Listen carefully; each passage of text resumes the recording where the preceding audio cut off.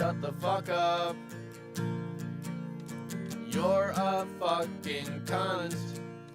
Shut the fuck up. You're a stupid cunt. Suck my dick. Shut the fuck up. Stop being a fucking cunt. Shut the fuck up. Nobody even wants you here.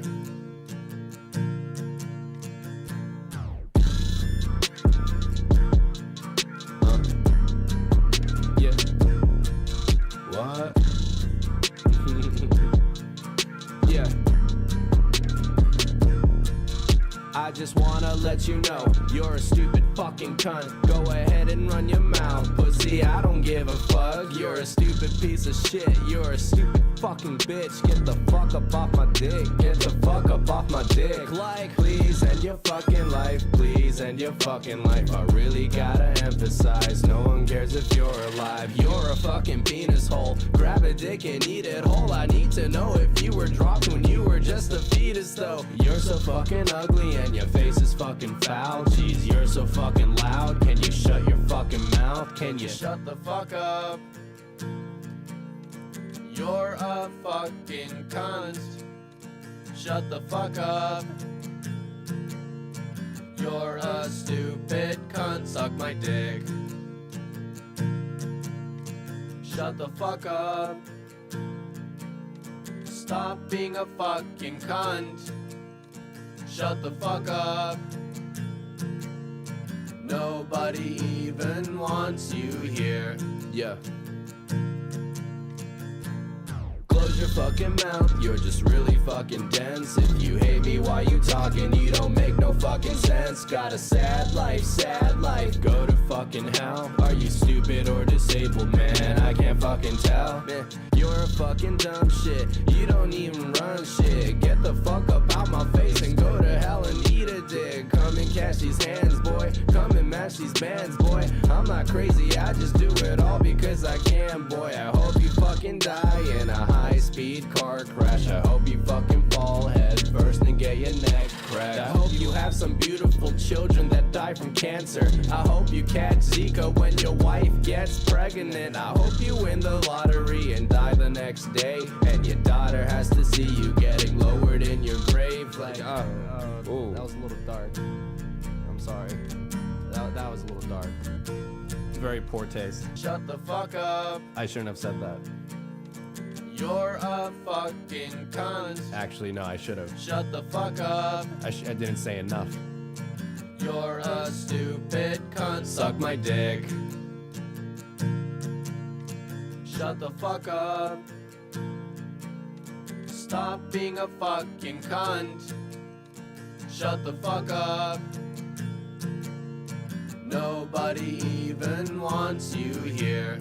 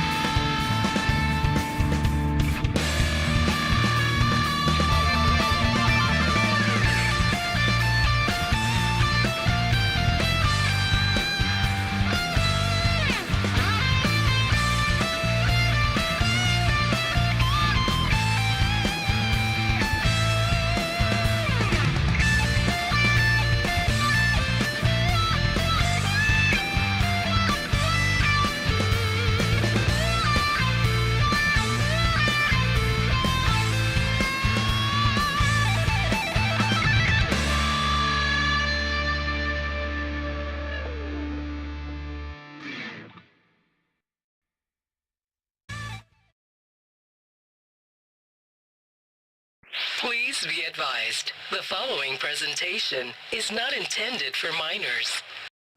Good evening, everyone, and welcome back to Final Fantasy XIV. So, last stream, we managed to get, what was it? It was Archer, Suck, thank you so much for the, God, how long has it been? 48 months? God damn, I'll get to that in a sec. So yeah, we got the Archer, the Conjurer, and the Lancer, and off-stream I managed to get them up to 19 because I'm fucking crazy. Anyway, let's see. I'm over here, honk shoeing my shit right now. Finished sleep maxing. I'm snooze-pilled. Good to see that you haven't changed a fucking bit, Suck. Thank you so much for that continued support. I appreciate it. Anyway, without further ado, let's jump straight into the show. There we go. Get YouTube chat up. There we go. Alright. So, off stream, I got a little bit busy. As you can, as you might be able to see from the bottom, like, it's a little small, but I managed to get Archer, Lancer, and Conjurer all to level 19 instead of 15, like I said. So, before we go to Uldar, we do have our level 15 quests that we need to do for each job. Lamau, glad that was the vibe given off. Yeah. But how are you, Suck? It has been a while. I went the wrong way. And here I thought I knew Gridania. Things are good, I take it? Things are good. There are things I can't really talk about. I really want to talk about, but I can't because of reasons. But things are good.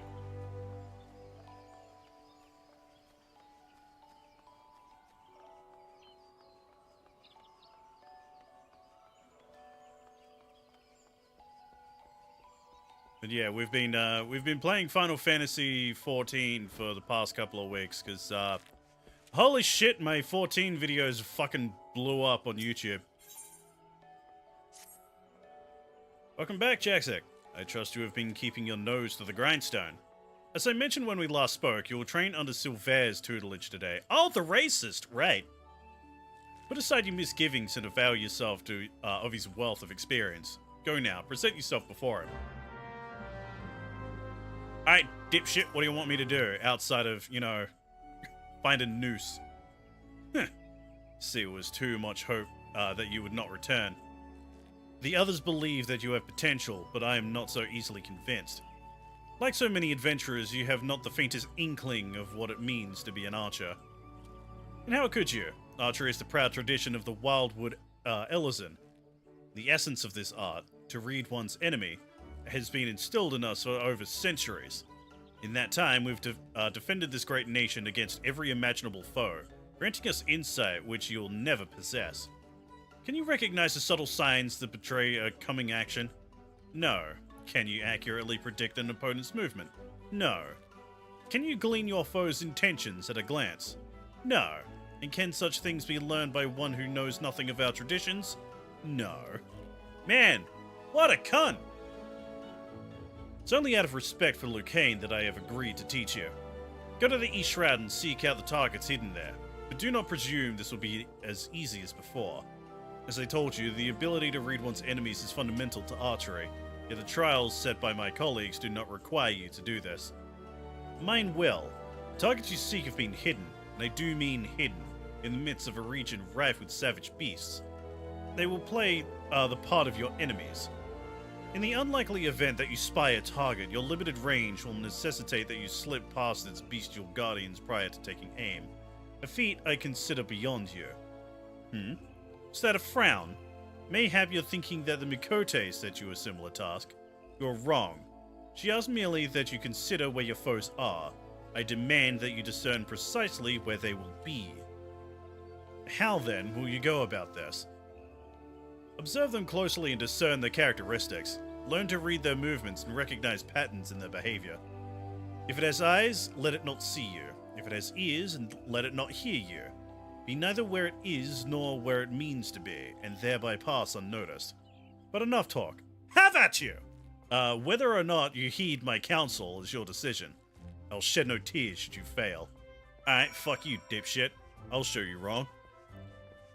My sleep pattern is genuinely fucked.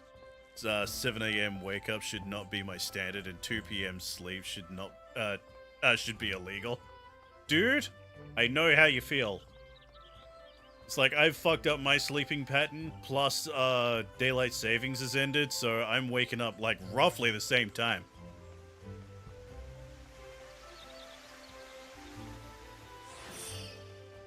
Yeah, mods, 1,000 needles this man.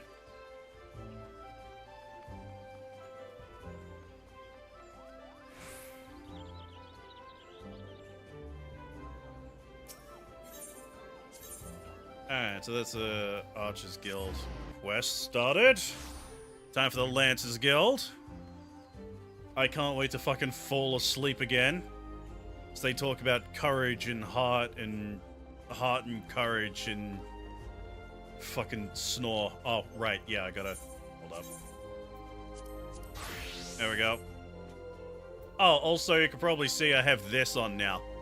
So, yeah, I pre-ordered the next DLC. I pre-ordered Dawn Trail. Even though it's probably going to take me like 3 years to get there at this pace. But yeah, that earring gives me an extra 30% experience until I'm like level 90. So I think it's best I get it early. Jackson, you come at a good time. I urgently require your help. Scarcely a bell ago, our old friend Folquist paid us another visit, seemingly intent upon reprising the performance he gave on the day of your first meeting.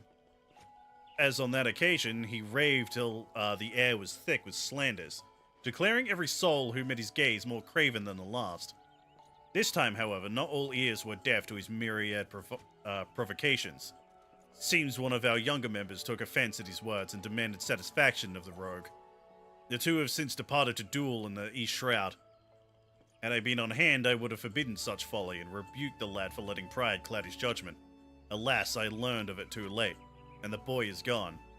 All we can do now is ensure that the hot-headed fool does not come to lasting harm. I would have departed in pursuit of the pair ere you came, but my duties keep me here. That is why I turn to you now, Jackson. Pray go to the East Shroud in my stead. Watch over my comrade. Alright. Time to go save a child, I suppose. Now I gotta switch to our hippie Tom Bombadil outfit. To the Conjurer's Guild. P3R's been taking over my life at the moment. I'd be finished with it and New Game Plus about weeks ago if it weren't for the fact that I'm my own little personal streamer for my mates watching me play. Ain't that cute?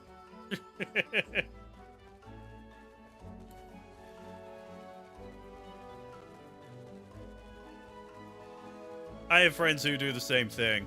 Like, one of them like has all the money in the world, so they played like the new games while like the rest of the friend group watches, like via Discord. It's good to see you again, Jackson. By the aura you exude, it is plain you have grown further as a conjurer. The time has come that you acquaint yourself with the third element of our art, water. For the first part of your lesson, you are to take this flask of pristine water and pour it at the foot of the hedge tree found near Hawthorne Hut. The water's purity will draw forth a corrupting entity that is siphoning the tree's life force. Dispatch this being and then speak with brother... I want to say Joaquin. It's like Joaquin Phoenix? At the Hawthorne Hut. As you might expect, he is a conjurer with a fine ear for the murmurings of brook and stream. Listen well to his advice if you would learn to master the element of water. Man, conjurers really are just shitty shamans.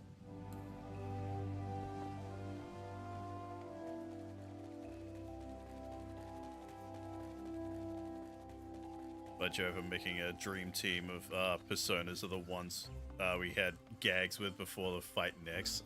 Fun.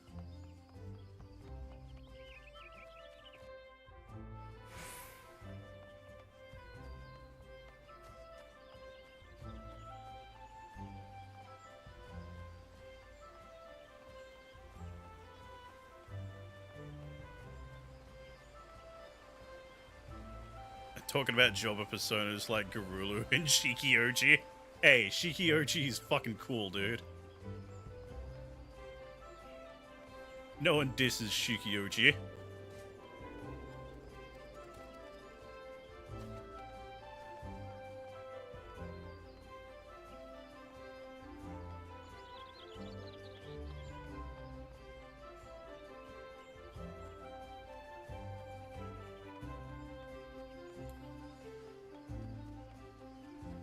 I would be using Set by now if they didn't cuck me out of it from the Magician's social link. Yeah.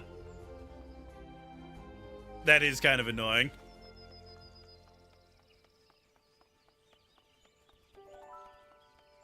So I remember that I needed Cert for when I was playing Persona 3 Portable and I didn't have Magician maxed out. I can't remember what I needed it for. I think it was for, like, one of the many, many, many steps to make Thanatos. Which is really annoying.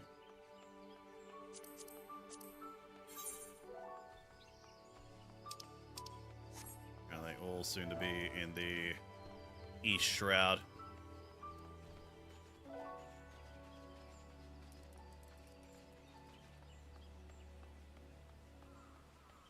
So tilted upon finishing Kenji's link. Rather, I should say, enduring Kenji's link.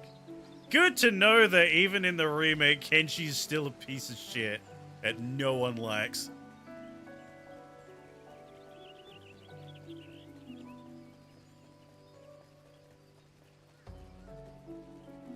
Getting jump scared by yet another physical machine. God. Persona 3 really did like its physical personas, didn't it?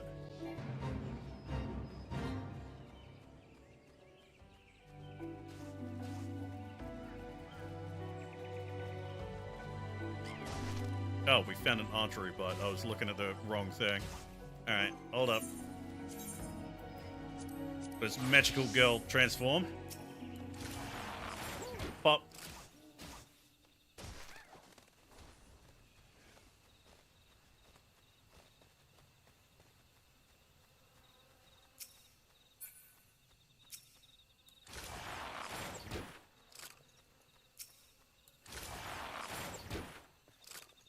I'm trying so hard not to laugh at the word archery, but it is taking all of my will to not be a 5-year-old.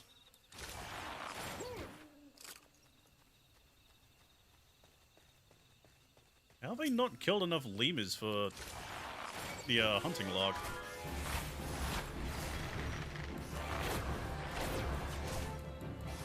Oh well, a little bit of extra experience, I suppose.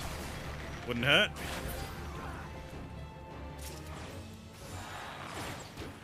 Jesus Christ, that gave me nearly half a level.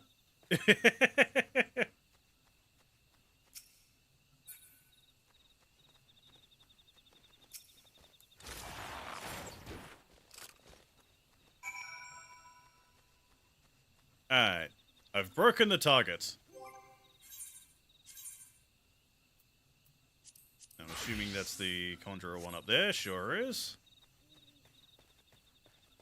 More gut-wrenching to find out he was voiced by... Wow, really? Fucking Claude's voice actor. Jesus.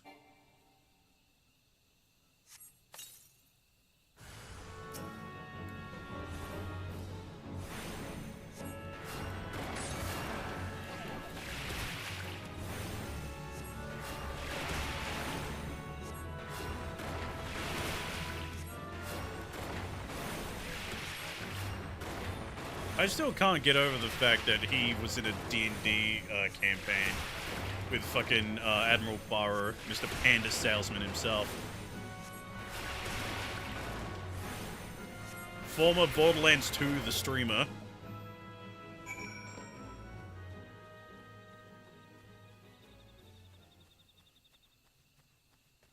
Man of his caliber should not be voicing someone so white. God.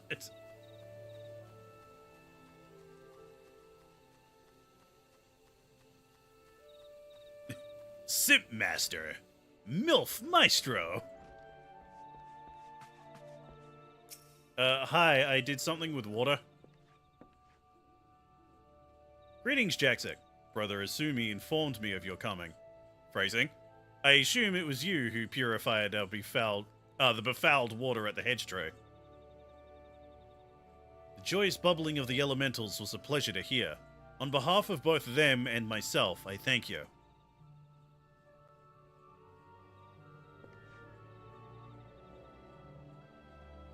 Now, without further ado, let us speak of that which Brother Asumi sent you here to learn.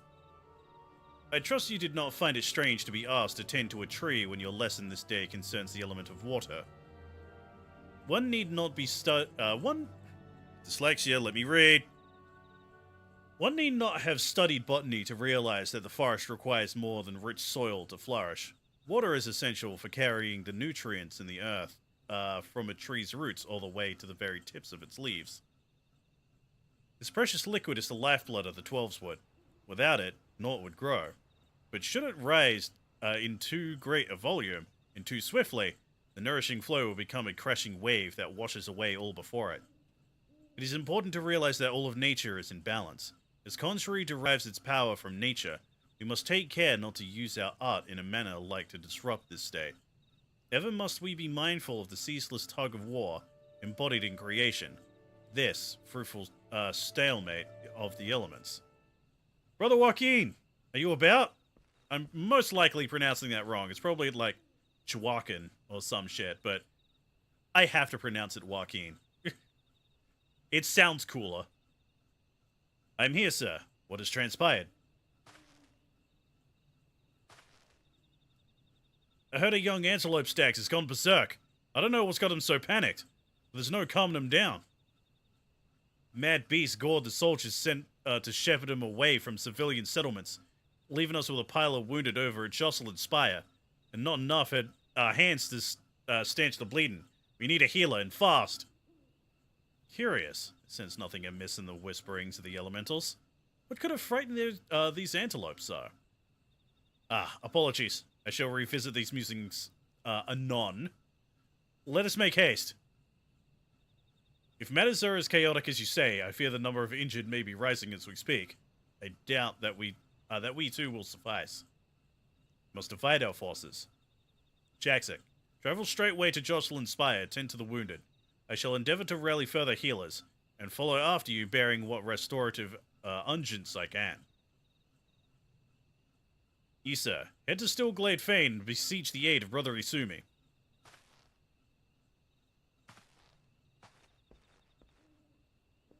Alright, time to be a healer, I suppose, yeah. What's worse about the cert thing? I checked to see, and apparently he's available halfway through January. He's level 60. Cert gets no love, I swear.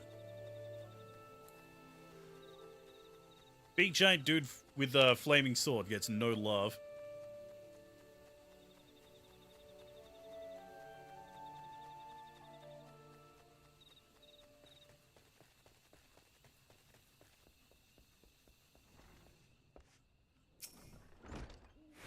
Who are... a conjurer, you say? Praise Nofika. You've come not a moment too soon. Sounds like yet more wounded have just been carried in. Pray offer them what aid you can. Hello. I am here to heal. There you go. I could breathe again. Thank you. These folk are out of danger for the present, but I fear our reprieve shall be brief. The battle with the stags yet rages, and there are reports of yet more wounded. I bid you join the Wood Whalers and help put an end to this. Seek them just off the road that leads to the northeast. And do not worry, my art should be sufficient to prevent matters from worsening here. Now go!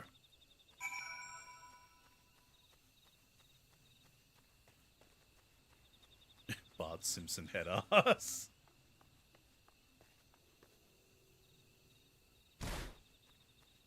Well, that hurt. Don't worry, my legs are fine.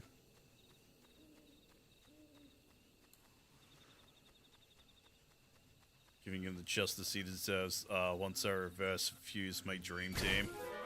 I got too close to him. I knew I'd do that. That's what I get for looking at chat. Can't even take a moment to look at chat. This is bullshit.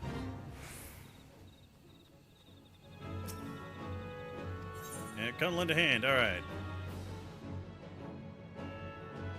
Just checked an announcement, of course. Mel Webb is your fave. Should have guessed. Granted, like, since I went to Limsa, she's the first one I saw. I've seen the other one. Like, the woman from Gridania, and she's just a hippie. We haven't gone to Uldar yet, so we don't know the full extent of, like, big guy. Big guy who calls himself Raging Bull. Granted, that does sound fucking rad, though. Conjurer, your aid!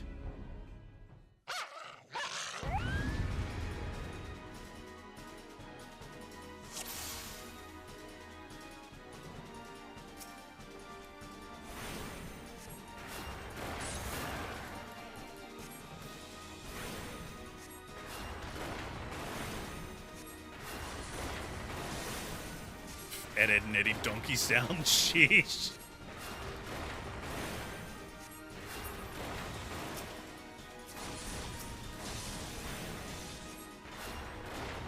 Now I need to see a fucking Final Fantasy XIV raid with nothing but Ed and Eddie sound effects.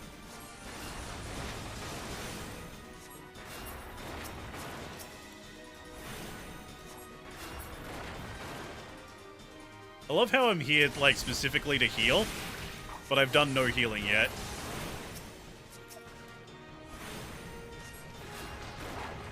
If anything, I'm doing more damage than these lances are.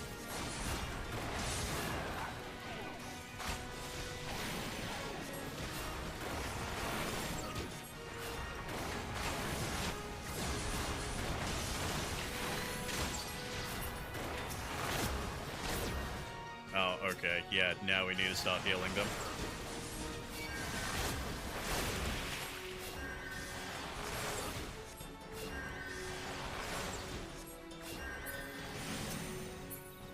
I got you, don't worry.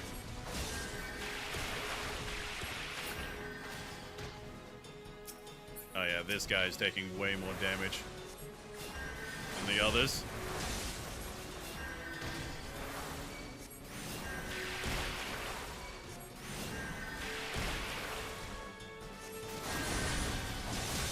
Did the AoE seriously not heal them both? Alright, cool. Fucking awesome, dude.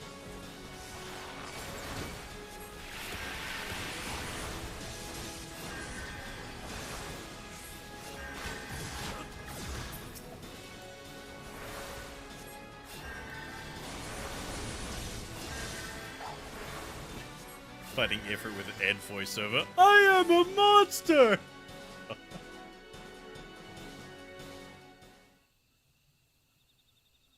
That would be pretty fucking funny, not gonna lie.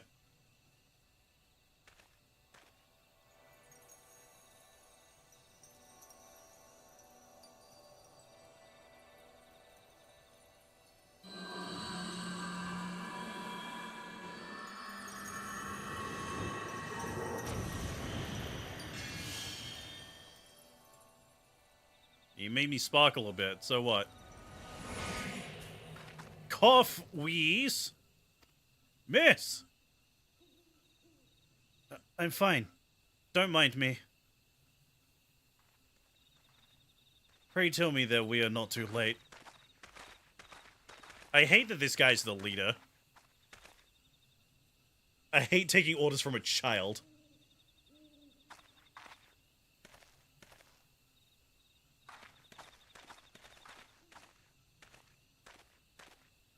Sylphie, what have you done? I forbade you from using such methods. Guildmaster, I will not see you repeat your mother's mistakes. My mother never did anything wrong.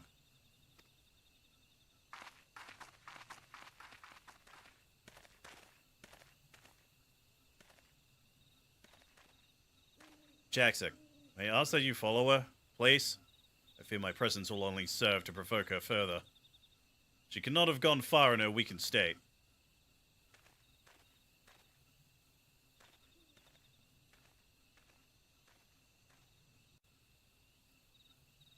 Man, fucking all the Conjurer stuff just seems to be babysitting kids.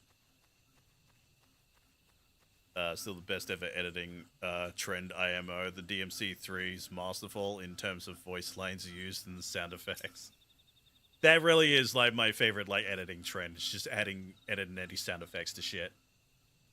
I don't understand. When I try to cast spells, nothing happens. When I reach for my power, there's nothing there. Is this what the Guildmaster was trying to warn me about?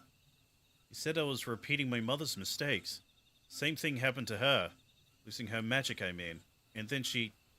Am I going to die? Wow, this got fucking... This got real heavy all of a sudden. Alright. This can't be happening. I didn't think. Please. I need to be alone. So she was so shit at, like, being a shaman that she's just going to die? For reasons? Okay.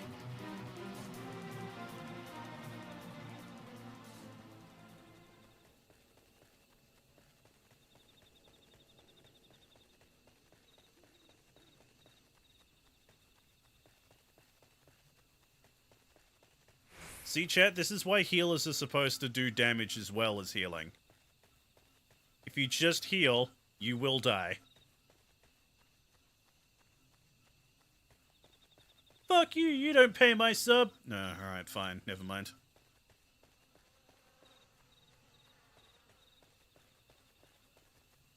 Oh, some Mandragora. Well, might as well kill him.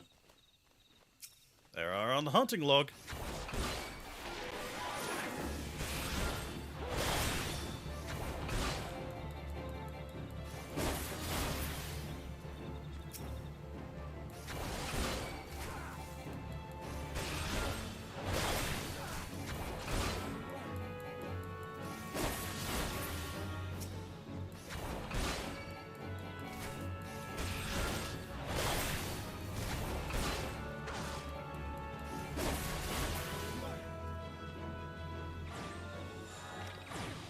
There we go. Decent amount of experience. Alright, time to get some more.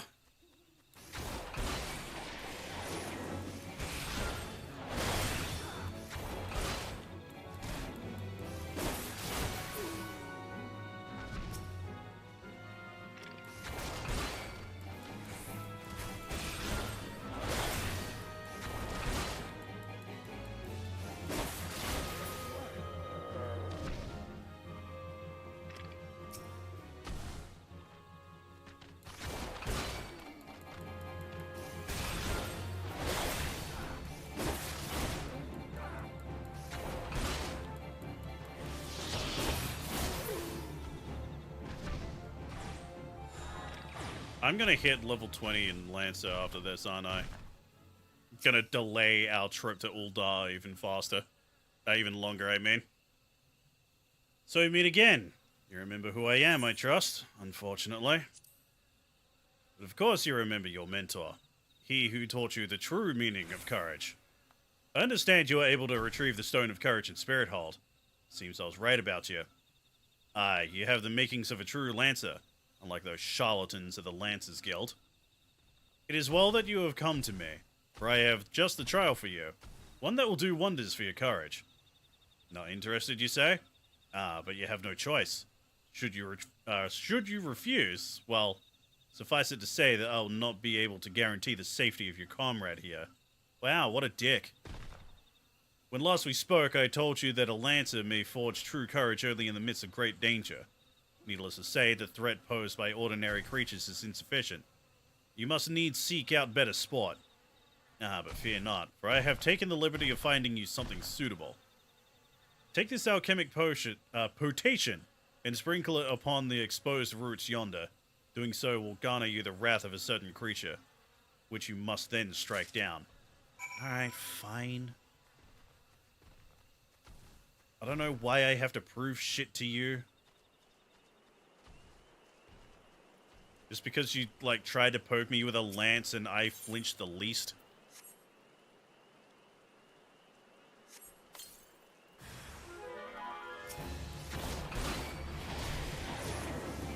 detector on a 45 stream streak. Goddamn. Fear me, peasants, for you are weak, and I am mighty. I just killed a tree with a stick.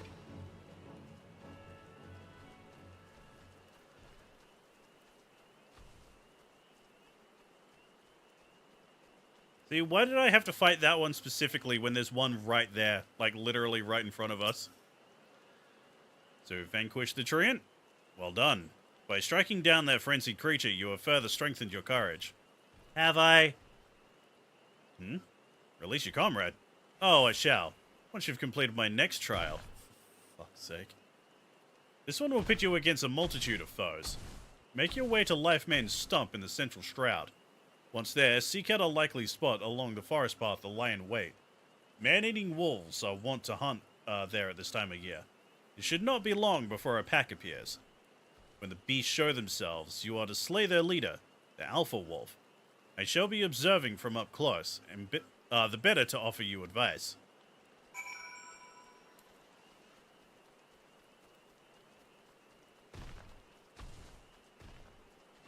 But in all this, just because he thinks the Lancers Guild are a bunch of pussies.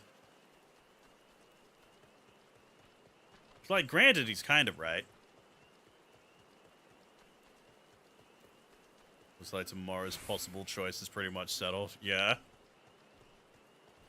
Assuming someone doesn't come in and, like, snipe something, it does seem like tomorrow's viewer's choice is going to be Spy Muppets. Whatever the fuck that is. Literally never heard that game in my life.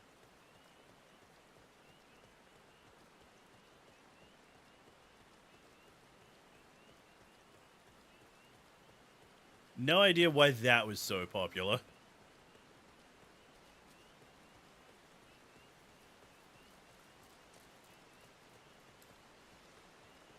I'm just so used to, like, each week, everyone being so indecisive that we have, like, 8-way ties.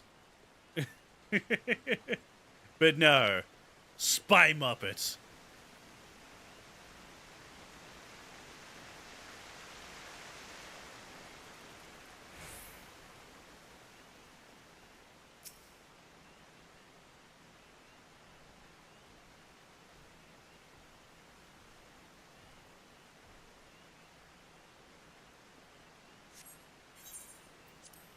Don't know why I had to wait so long, but okay.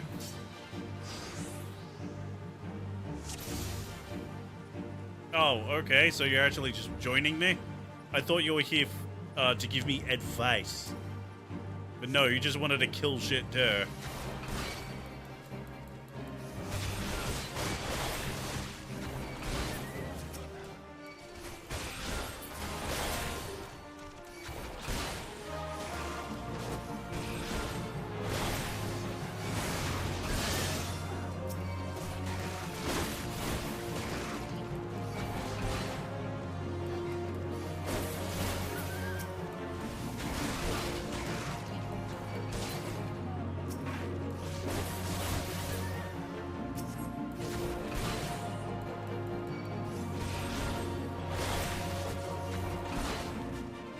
To have a second season of Smiling Friends start in such a memorable status. Oh, yeah. Bro, fucking... Hulope? Holy shit. Also, speaking of holy shit, did my fucking audio cutting out there for a second? That was weird. But yeah, like, I've been following his animations for, like, quite some time. Seriously, go check his video, 2 Pipes. Love that fucking video.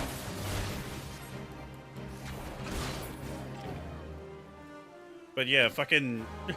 his work on Smiling Friends to animate Quimbley. Like, holy shit. He's taken the internet by storm. You ought to be congratulated, Jackson. By throwing yourself into the midst of danger, you have further tempered your courage.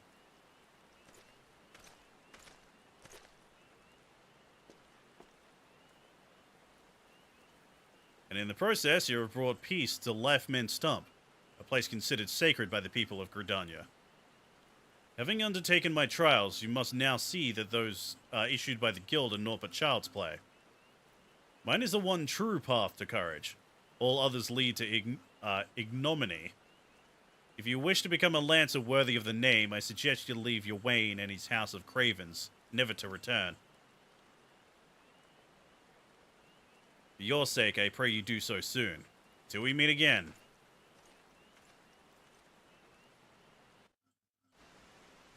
Yay! I killed the wolves. My little victory dance.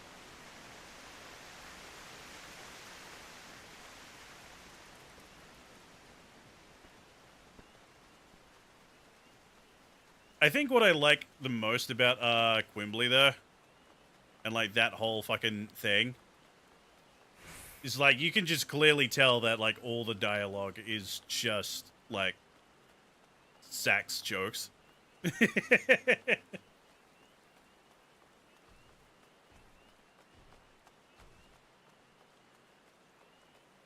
Like his little victory dance being so lame and mundane. The fucking Quimbley gun. If I had my Quimbley gun right now. Like, also the shit about, just ranting about America and its fentanyl problem. Like, that's 100%, like, Psychic Pebbles bits. Bro, I was on my 4th binge of Smiling Friends when I was, going through a media drought. God, I need something to watch. I really do. Like, I finally got around to watching, what was it? Critical Role's Legend of Vox Machina recently. That shit's pretty good.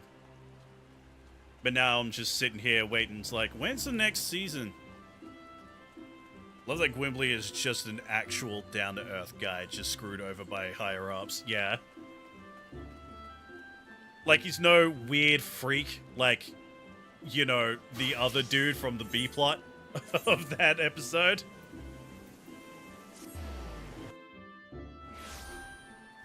Or, like, pretty much, like, any other character that shows up in, Smiling Friends. He's just, like, legitimately a good dude. Just happens to be fucked over because, you know, video games in the modern age. It's my IP to sit on and do nothing with. Jaxic, thank the gods you're safe. Young fool of a Lancer returned but moments ago, and thought, and through choked tears, recounted to me all that transpired.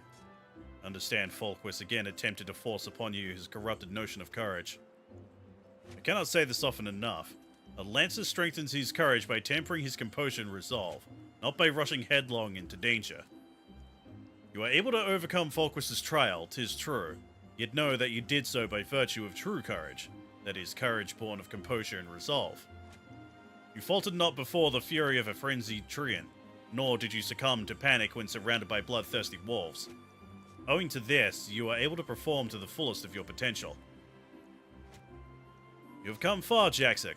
It is past time that I taught you the piercing talon technique, one of the most versatile weapons in the Lancer's arsenal. May it serve you well.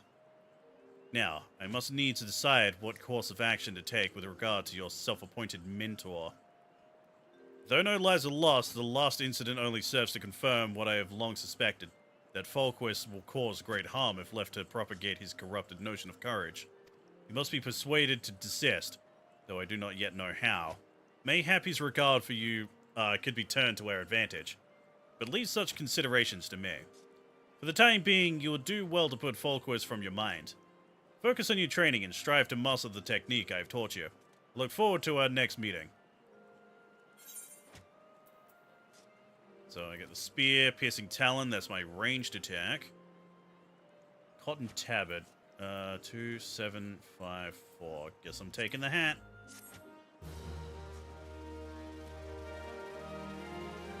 I suppose we can include you in our next game as a DLC costume.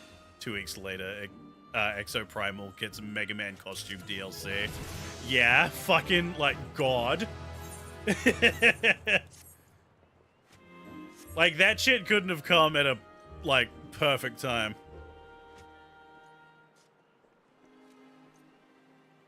Yeah, Joel Haver contributed his animation in an episode. Yeah, yeah. for the totally not Doom character. Totally not Doom guy. Been expecting you, Jaxic. You've been training hard, I trust. I'd set you your next trial, one more dangerous than any you've faced before. I would not send an unprepared man to his death. Before we proceed, I must needs verify your progress with mine own eyes.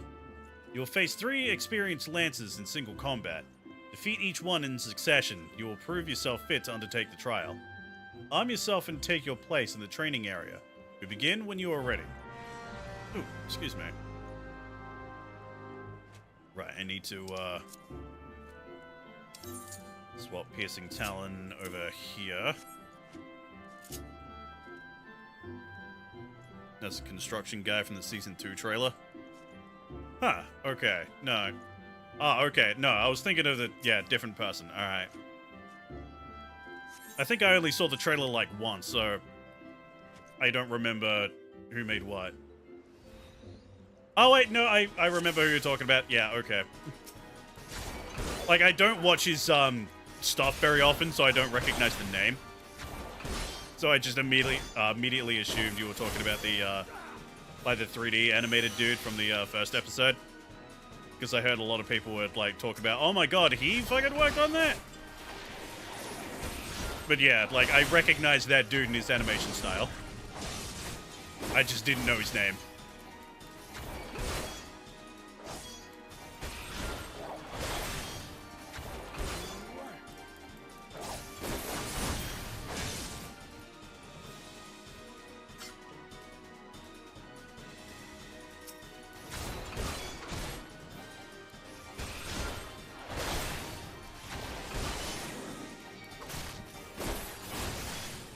Yeah, Startled looks eerily AI generated, yet somehow isn't. Yeah.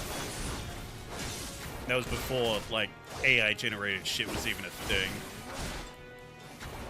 Yeah, at least I don't think. Like, I'm sure there's some kind of tool that, like, uses... that, like, might use AI? Because, like, if that's, like, all done by hand... like... that would probably take so fucking long. And honestly, I feel like there might be AI involved simply because, like, you can still see that there are, like, some errors with, like, layering and coloring and shit with that. Well done, Jaxic.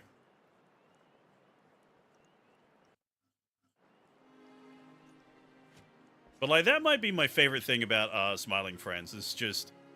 it's a TV show, like, that is a celebration of all the, like, animation and, like, you know, jokes and, like, all those kinds of people that we've grown up with alongside the internet. Like, just a whole bunch of fucking Newgrounds dudes. Impressive, Jaxic. Most impressive. You're ready to face the trial. Yet I did not exaggerate when I said it would be dangerous. Make no mistake.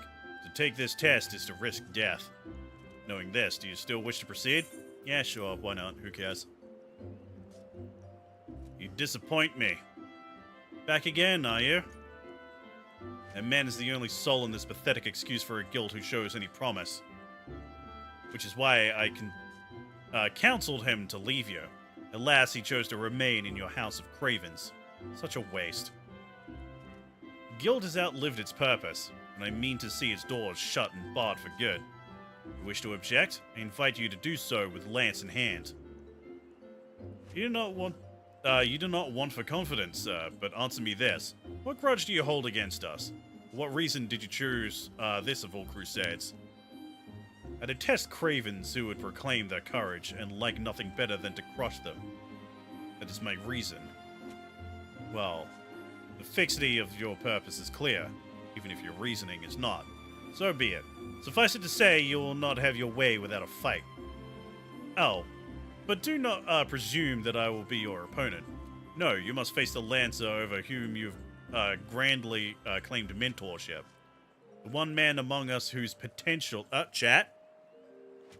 Chat, don't say it. Don't. Whose potential you condensed to acknowledge. There we go. Jaxic shall represent us all. As guildmaster, I awaited the fate of the guild upon his lance. Ha! Do as you will, coward. It is your guild to throw away. You may even set the terms of the contest. Very well. Jaxic is here to undertake a trial. I challenge you to complete the task before he does. You are to travel to East Shroud and prove your courage before the Lord of the Bramble Patch. He is a giant amongst boars, unrivaled in strength and savagery, and ruler over all his kind. You must go before this fearsome creature and stand your ground. Know, though, that the Lord of the Bramble Patch will not grant an audience to just anyone. You must needs present him an offering of the bloody tusks of his subjects, the wild boars that inhabit his domain. When you have prepared your offering, leave it upon an area of trampled earth.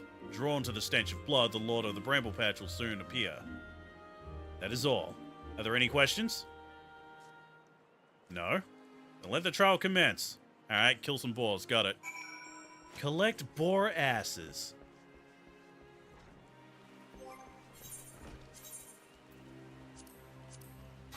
Alright, swap the Conjurer, since Conjurer's Guild is closest. If I could ban myself for the meme, I would. Yeah. Like, that one right there was probably the slowest I've been on the chat. Don't say Among Us. Chat, don't. I'm usually pretty good at that. Also, pity. Every time, I have to.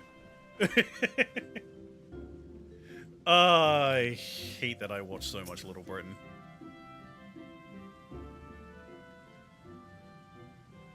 Jackson, you've returned at last. Were you able to speak with Sylphie? I see. I once taught you that conjurers harness the power of nature, that we might bring about change. Earth, wind, water. Healing, the principle is no different. For the art of mending, we draw on the boundless life force of nature and bestow it upon the wounded. Sylphie has never sought to borrow from that bounty. Her power to heal stems from her own life force. The vital energies of mortals are, however, finite, and now that which I most feared has come to pass. Her mother unwittingly took her own life through the continued use of her healing skills, and Sylphie's aptitude of the art is, if anything, even greater. Thus, it is not unexpected that she should reach the limits of her strength at a much earlier age. Ah, so that's what's going on. If we do not intervene, this terrible tragedy will be repeated, and I, for one, could not bear to see the child suffer the same fate as her mother. Hey, question! How come you didn't tell her this from the start? I'm pretty sure a normal person would probably stop healing, like, using their own life force if they learned that, hey, if you do that, you will die quickly.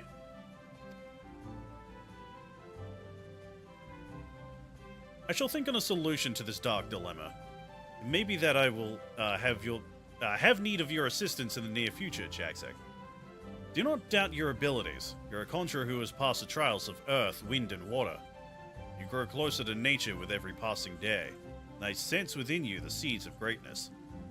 In your encounter with water, you learned its role as a bringer of life, but you also felt the implacable power of a surging wave as it swept you along in its path. Like earth and wind, the nature at large, the element of water is possessed of more than one aspect.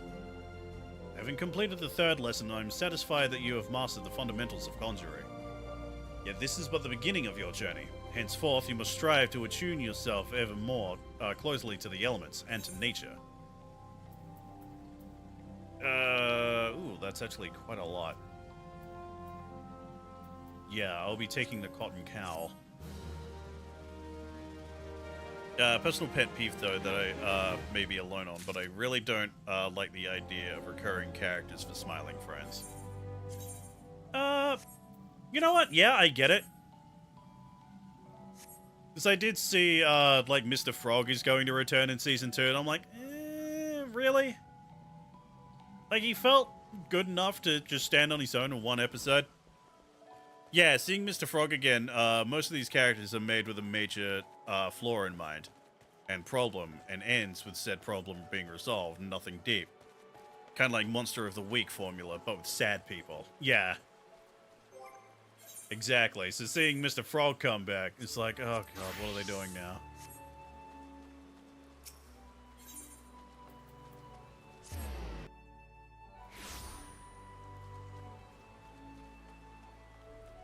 Like, granted, like, all we gotta do is just wait and see what they do with him, but, like, it really does feel like they may have kind of, like, shot themselves in the foot with that.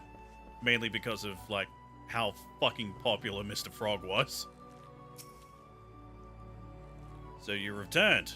Passable performance for an adventurer, but the bare minimum for any archer. I carry with me generations of Wildwood tradition. A tradition built upon the bones of the many outsiders who tried to take what is ours. It was my ancestors who first learned to conceal their presence and fight from the shadows, to hold the enemy at distance to protect the weak. All of it. Everything was... This is a waste of time. You cannot understand. If you are so intent upon following in the footsteps of my people, I bid you go to the North Shroud. XIV scouts have been sighted near the river west of Etat's Spire, and unless you are entirely ignorant of Gridanian history, I need not explain that this act of aggression is part of a centuries-old conflict. The minions do not matter, it is their leader, Nizul Catlan, the Violator, who must fall. He commands the scouts and will be well guarded, yet he stands upon hostile ground. The birdmen are not walls for protection. If you are diligent and determined, you can slip through the defenses and slay their leader. This is the art of the Gridanian archer. Embrace the wisdom I have bestowed upon you, and the fight will be short. If you see the deed done, adventurer, I will take it as proof of your commitment to us. Labor no more to drive you from the guild. Now go. I will give him this. He was right about me being ignorant about, you know, Gridanian history. 'Cause I don't know shit. Fuck, even in lore, I, like, came from an outside, like, continent to Limsa Laminsa, not Gridania.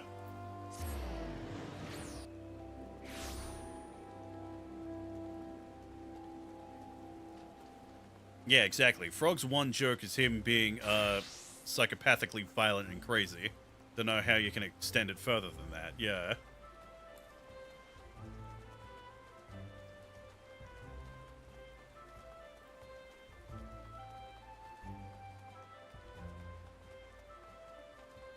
It's like, oh, he's just going to go crazy again?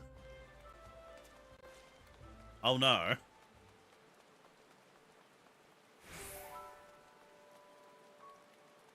You're gonna cancel him again?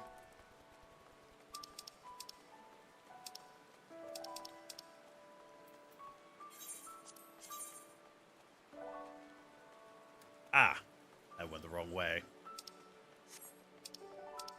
That's right, it was North Shroud, not Central Shroud.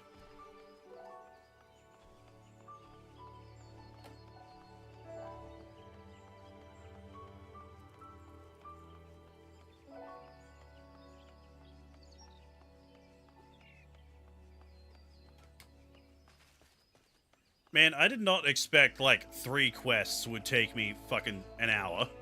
Not gonna lie. We should have been in Uldar already.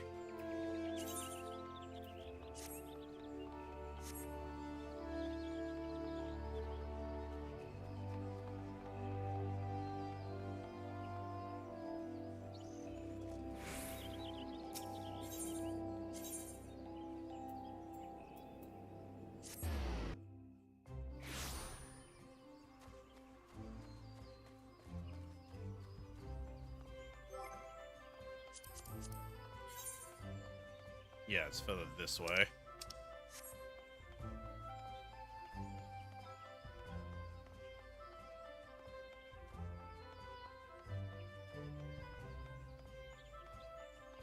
No, found another bot.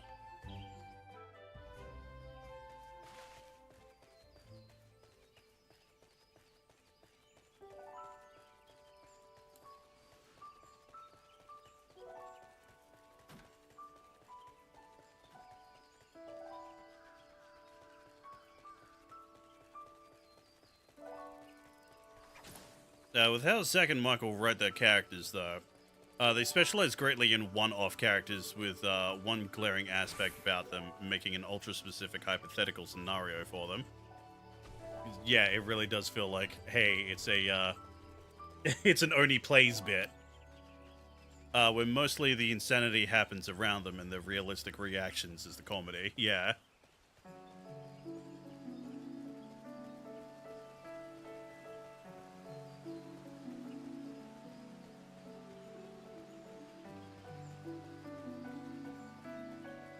Like, I think my favorite example of that is is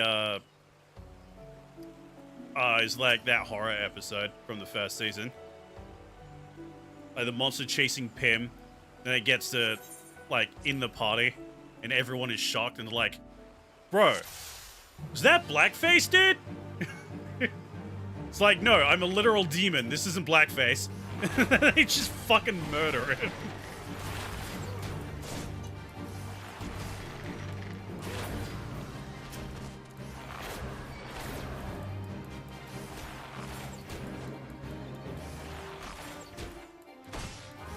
Like, that is such a good fucking bit.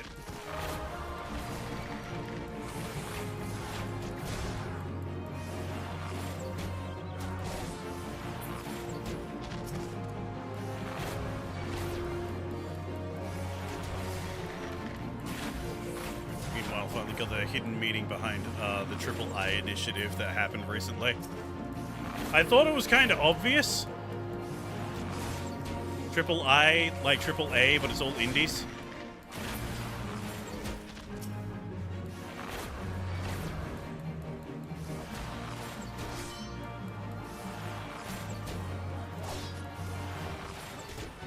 Which, hey, I will say, it is kind of weird that, like, I actually know the people of, like, one of the games that was shown off in that presentation. And also kind of a shame that the game is being review bombed like crazy on Steam. That kind of sucks.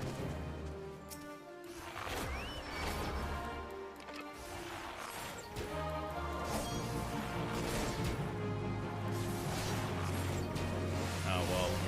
I'll get to that game eventually. Once it, you know, gets worked into the Switch Good Live schedule. We will be playing Broken Roads eventually.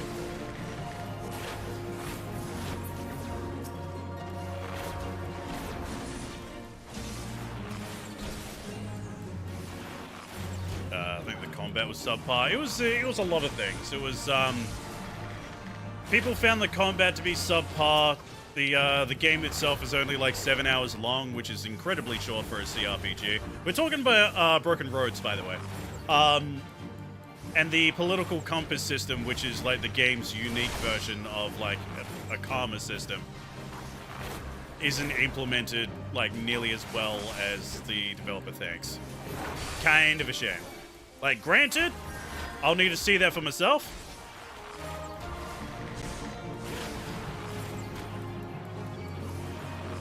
It's like I did play the demo and I was like pretty impressed with what I saw.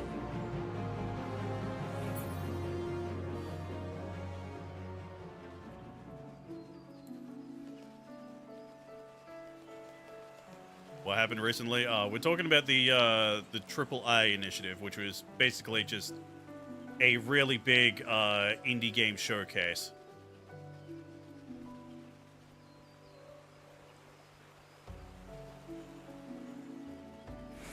Like, what was shown off? Slay the Spire 2 was announced. Vampire Survivors has a collab with Konami. You're probably thinking, oh my god, they actually got to collab and do, like, Castlevania stuff? Nah. Contra. Fucking Contra, dude.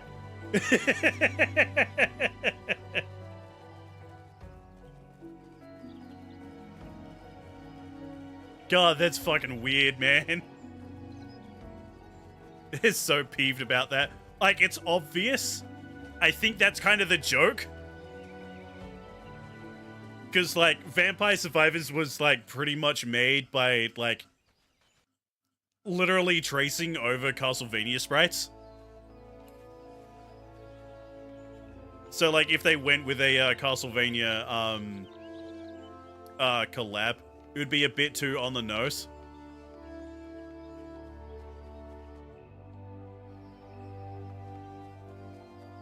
The execs are probably laughing to themselves about that, yeah.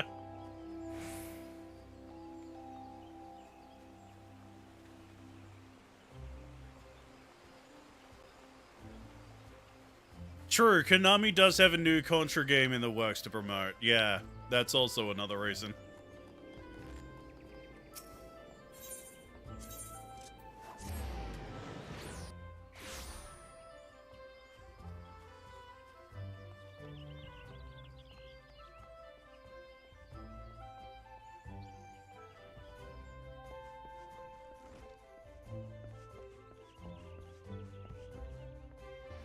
Right, it's dingus over here. Even now, I struggle to credit the Sentry's reports, yet here you are, and Azul Catan the Violator is no more. That a god's damn adventurer should be so... Only by the grace of Naimiya herself could you have survived. Even though it was pure luck, I will keep my word. Jaxic, should you stay or should you go? I cannot. You've completed the task and are no longer my responsibility. Go now to Lucane. She'll doubtless wish to lavish you with praise. Oh, you'll get no more from me. Off with you. Right, the fuck? Hey, I dealt with shit lips over here. And given to understand that you single-handedly drove off an Ixali scouting party. And that you did so with precision and guile. How exactly was that training, Lucane? Jax is just an adventurer. Silver thrust him into the jaws of the enemy in the hopes that he wouldn't come back. It went against all expectation. He did come back. That stubborn ass still refused to acknowledge his skill. Is that truly your impression? Well, yes. Said it was pure luck. Mere noise. Silver sees Jax's skill. Of that I have no doubt. Did you not mark the way he covered his mouth when he uttered the words? No, because the game doesn't have those animations set for, like, idols. It is a habit of his to do so on the occasions when his tongue and his heart are in disagreement. For all his skill at reading the idiosyncrasies of others, he has yet to recognize his own. Impressive work, Jaxic. You've applied yourself to Lee and Silver's lessons and demonstrated your command of the core concepts. You are now an archer in your own right. Allow me to teach you something to commemorate this accomplishment. Repelling shot is an advanced technique that enables an archer to evade attacks while continuing to fire upon his opponent. Used wisely, it can grant you a brief respite in the heat of battle. I have faith that with regular practice, you will learn how to best employ it to your advantage. Remember your seniors' lessons as you strive for true mastery. What is the best upgrade for me? It is the gloves. They've been trying too hard to keep Contra relevant in this day and age. So sad. Yeah.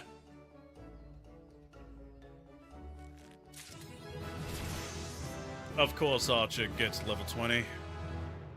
Alright. Alright. What was that? Increase movement speed of self and nearby party members. Oh, alright. Actually, repelling shot put itself exactly in the spot where I wanted it to.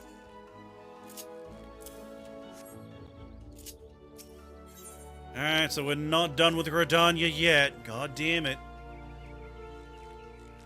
Coming a good time, Jaxic. I have a task for you. A petition has arrived from the proprietor of Buscarin's Truthers out in the South Shroud. The petitioner, Buscarin himself, has requested our assistance in dealing with a gang of poachers. I would have the three of you meet with him and investigate his claims. Three of us?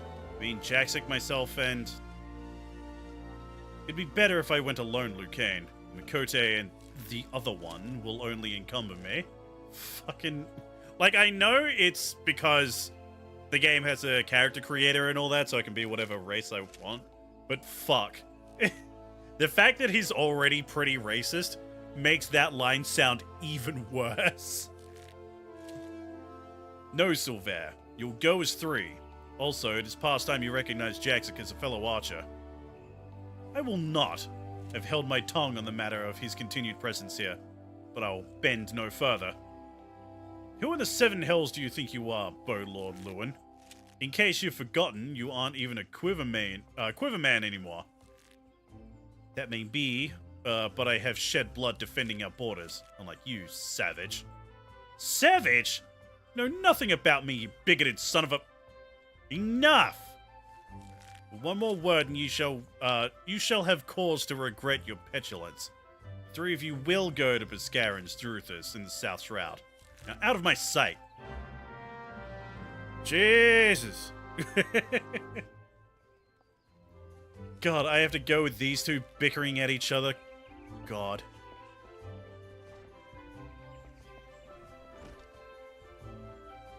Recently seen a video talking about how all those collabs just end up dulling the game they're introduced in. The glorified advertisement boards. Yes. They sure are. Just not gonna lie, my interest in vampires, like, I started, like, getting into Vampire Survivors again.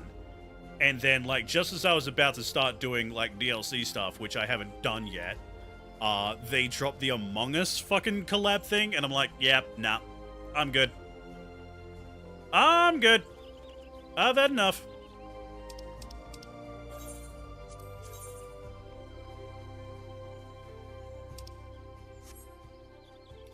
Fucking map. There we go. Okay, so I gotta go all the way down for that. Okie dokie.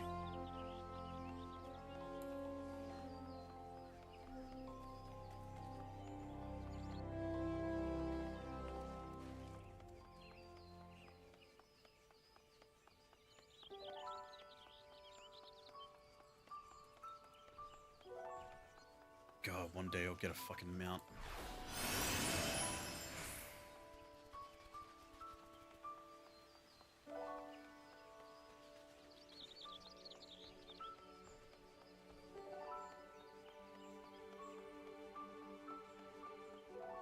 I just use that whenever I want. Oh, it has a really really quick cooldown.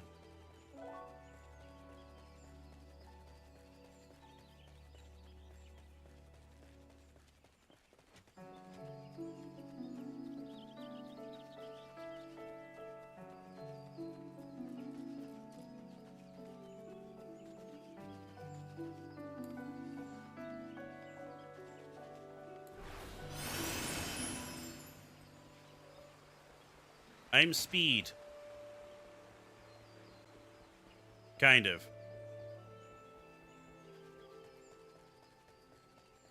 Be better if I had my own chocobo, but whatever. Or like any kind of mount. Am I even going the right way? Yeah, I'm going the right way.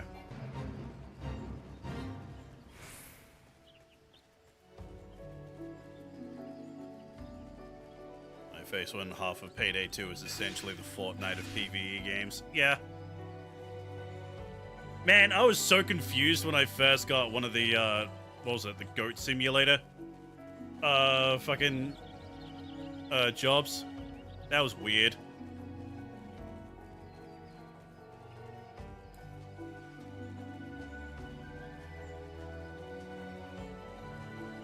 Yeah, multimedia out the wazoo, yeah.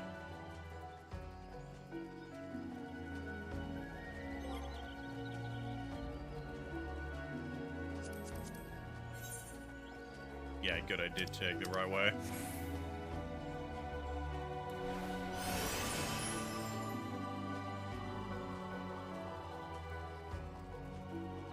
Could not have designed a more miserable heist than Goat Sim. Genuinely PTSD inducing. Yeah. It was not fun.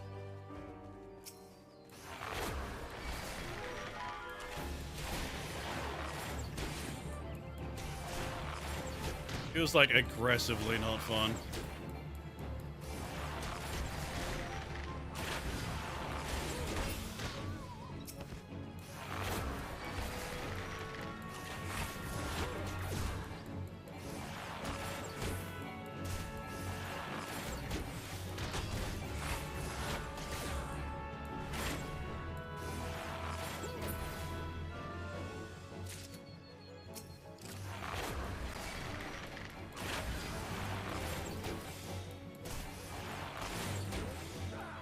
They're trying so hard to give Contra back to Way Forward to do a good game, like back in the days. Damn, C4 was amazing.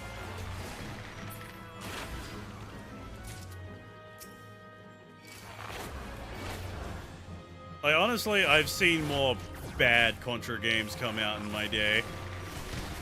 than good ones. I don't know what a good Contra game even looks like.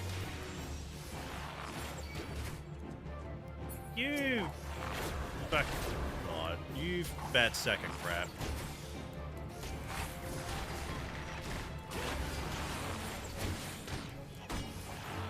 Speaking of not fun, man, Shame 2 didn't get a sequel. Would have been awesome. Yeah, real shame.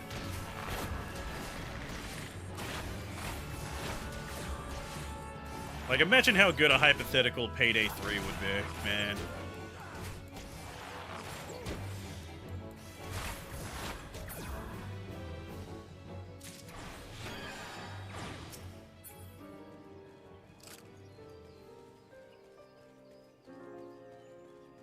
Yeah, if only there was a Payday 3, that would rule.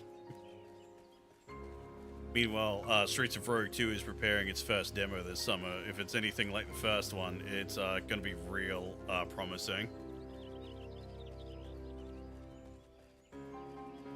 Not gonna lie, didn't even know there was Streets of Rogue 1.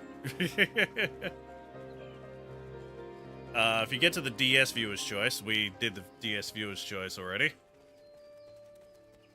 You might try out Contra 4 and other Way Forwards licensed bangers. Yeah, we already did the DS list. It was... the DS list was mainly fucking shovelware junk. Not gonna lie. It made for some good bits, though. Who remembers Homie Cart? Or, like, whatever the fuck that was called. Homie's Cart. Ah, you lot must be from the Archers Guild. Welcome, friends. Now, as your guildmaster will have said, I put in a request for some keen-eyed archers to help me track down a gang of poachers that have been plaguing these parts. If I may, it is not uncommon to find poachers in this region. While regrettable, neither the God's Quiver nor the Wood Whalers deemed them worthy of attention. Why then did you imagine them worthy of ours? Boy, that guy looks shady at the bar. God. So these ain't no common poachers. They're Pawa Mujuk's gang. They say she and hers are always moving, staying one step ahead, but I reckon she's hiding out here somewhere. Thing is, I can't just send my people out searching. I made a pact with the Red Belly Bandits, see? We stay out of their territory, and they don't make no trouble for at the Druthers. That being so, if I summon the massed ranks of the Whalers and the Quivermen, all seven hells would swiftly break loose, assuming they thought the matter worthy of their attention, of course. Needless to say, that's not an option. As luck would have it, though, I've got three keen-eyed archers to take care of things instead, nor without raising no alarms. You understand? May leave the matter to us. Lee, Jackson, split up and scour the area for any sign of the poachers. Should you discover anything, return here and wait. We'll reconvene to compare our findings ere long. Go. Alright.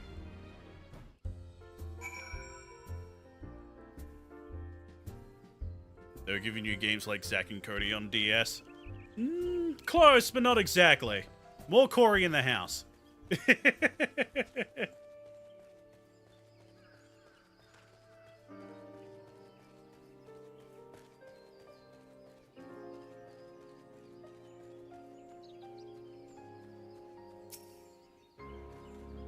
Shantae and the Pirate's Curse, 3DS, sure, but man, did it make for a great introduction for the Shantae universe, the music bangers especially. That is one thing that I keep hearing about the Shantae games. It's so good. It's just, it's like, its music is so good.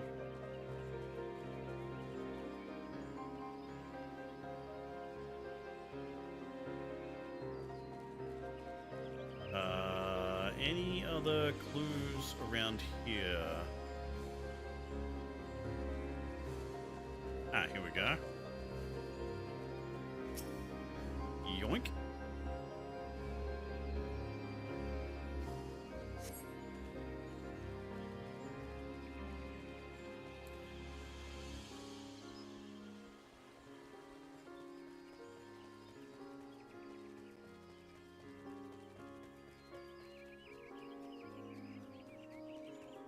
I cannot find the third clue.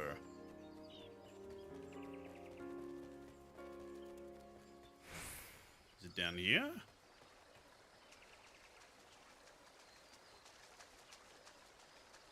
No, it's not hiding there. Am I just blind?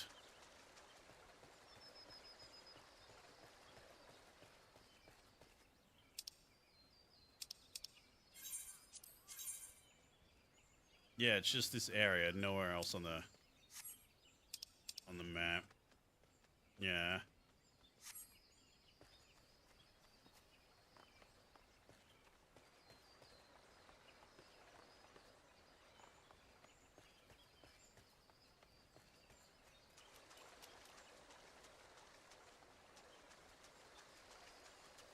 Nothing around there. No troll under the bridge.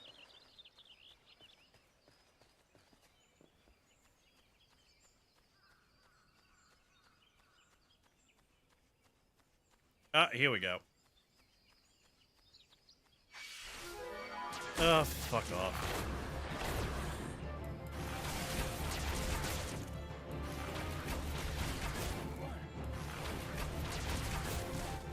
Hey, can I do the AoE and hit the other guy too?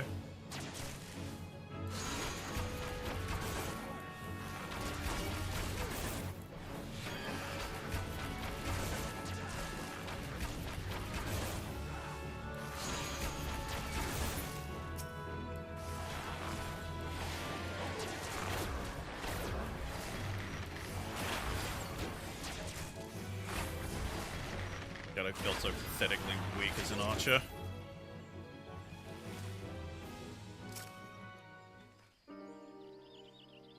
Only main thing to critique about the Shantae games is the length. Could be way longer, but you do what you gotta do.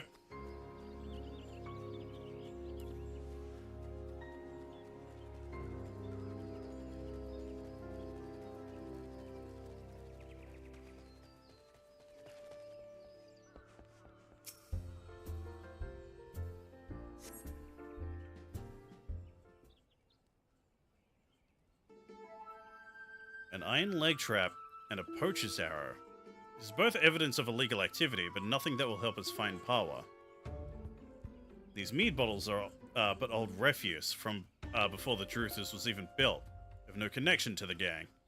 What do you know of this Pawa woman, Silver? I know that she is the most infamous poacher ever to walk the 12's Wood. A born leader, deadly with a bow, she formed her own gang of Mikote hunters. She was apprehended once and would have been brought to justice had she not tricked a foolish young sentry into releasing her before vanishing without a trace. Is that so? In any case, we've scoured the area and found nothing. How do we know that this Pawa was ever even here? They say we inform the God's Quiver and the Wood Whalers, taking care not to implicate Buscaron, and leave the rest to them. This doesn't concern the Archers Guild. It concerns Gridania. It concerns Gridania, Lee. Pawa Mujuk is a savage and utterly amoral poacher whose actions, however, indirectly threaten the city's well-being. But what would a vagrant like you know of the duty to one's homeland? No more than he, I suspect. How dare you? And you, Jackson, say something. I'm gonna fucking stay silent. I don't care. You see, even he knows it to be true. His silence speaks volumes. Damn it, Jackson, say something! No.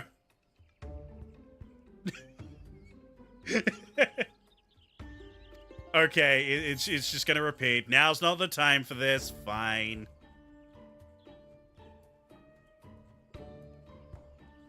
I kind of like the implication that, like, while these two are bickering, I'm just standing there stonewalled, and, like, my eyes are slowly, like, drifting apart. Huh. Very well.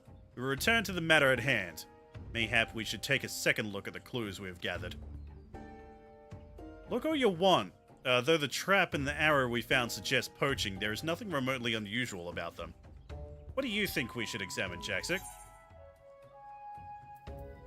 What about the empty mead bottles? Why are you still carrying that rubbish? I told you, those bottles predate the Druthers. They have no connection with this matter. But if these bottles are so old, why do they retain a scent of mead? It must surely be opened recently. Wait, before the calamity, Buscaron once served as a sentry. Yet even then, he sometimes spoke of owning his own tavern. And it was an open secret that he was brewing his own private stock, if some survived. Of course, Buscaron's scar, his old lookout post. May not be Pawa Mujuk, but we must investigate at once. Alright, and we're off. Remember from hearing one of my friends a while back that apparently depictions of genies in media is actually considered offensive. Honestly, at this point, what isn't considered offensive? Yeah, it depends on which genies they mean, since there's also jinn, which are completely different things, and if modern genies originated from them, yeah.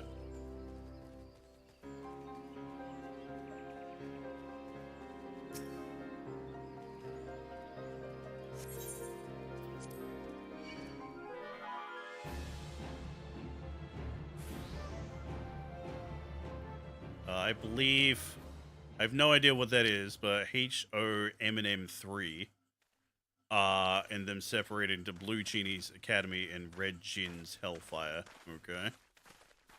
See, any signs? Look, the ground is covered in Makote footprints. How can you tell? They look like cat. you can see the cat paws. These tracks are fresh, very fresh. I waited the bandits were alerted to our coming and fled, else they're hiding near. Take cover! No.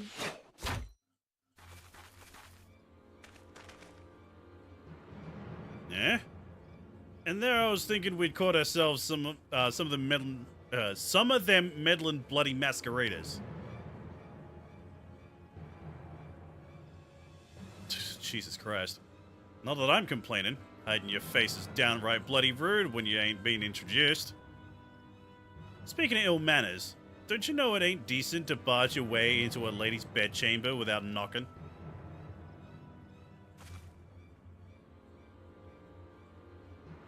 Oh, Heroes of Might and Magic 3. That's what you're talking about. Okay. You would lecture us on manners? Truly, I've heard it all. They have us outnumbered. We'd best split up. The lead is mine. I'll try to isolate her from the litter. Silver, Jackson, the rest I'd leave to you two. As you will.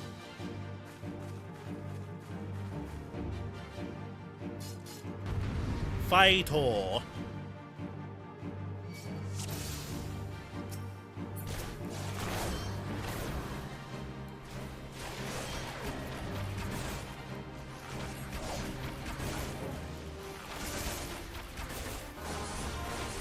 Well, a good thing I actually have an AoE ability.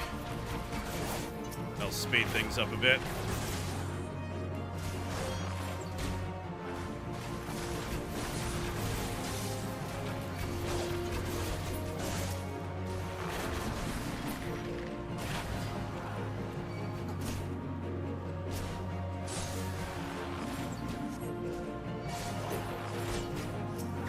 God, I'm just noticing Silver's fucking name is Silver the Virtuous. That's an interesting way of saying racist.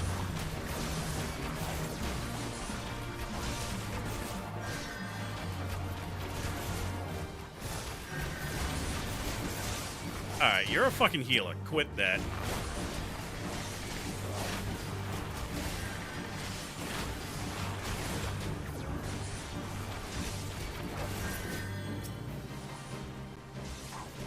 Yeah, that's who I was targeting.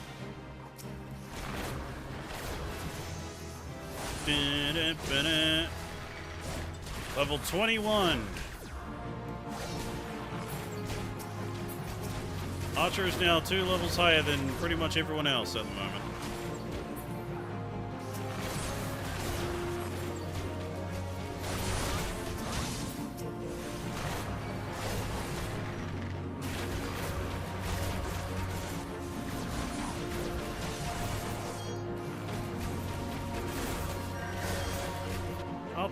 fucking heal yourself, you piece of shit? There we go. Jesus.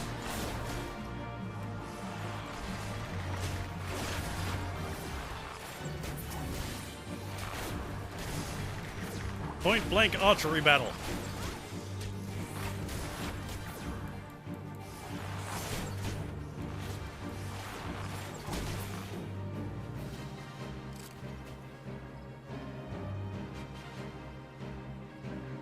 Alright, back to chat. But yeah, Game Boy Color Shantae came out when GBA was at peak. GBA 1 got shelved until modern day. 1 got into DSi instead and cut heavily. 3DS 1 was the fullest game, and it really shows, along with the later PC titles. Right. It was cool of them to try and show both types of those mythical beings. Ye old way of saying that, yeah. Man, off topic, but I really want to get the Splatoon catalog soon so I can start no-lifing Helldivers 2 more often. God, I have so many friends who are into Helldivers. I hate that I'm not into multiplayer shooters. I really am. Even ones that are PvE, like Helldivers. Is that the last of them? Have you seen Aliapur? With me, Jaxic.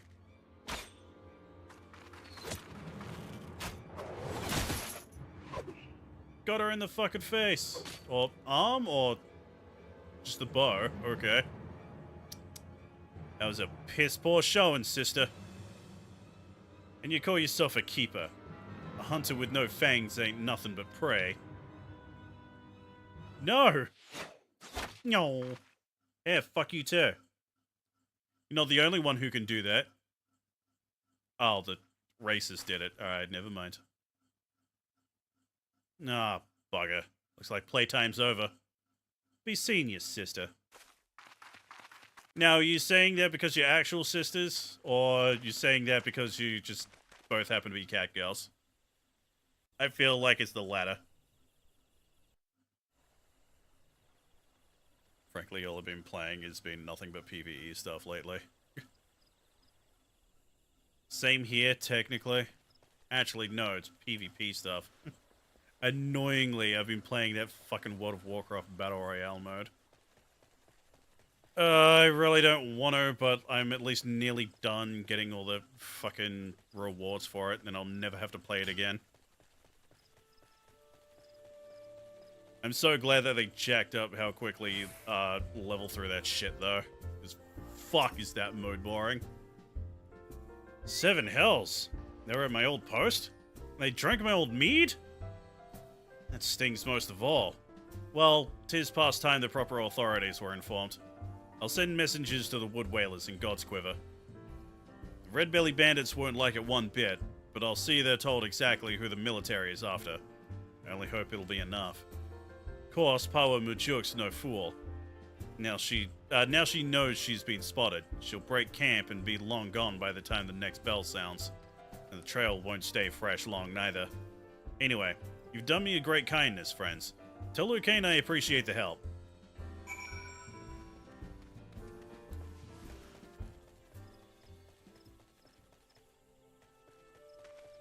What can I use the fucking chocobo things for? Hire a chocobo. Each chocobo stop offers several different routes. However, you may only select routes leading to destinations which you've previously traveled.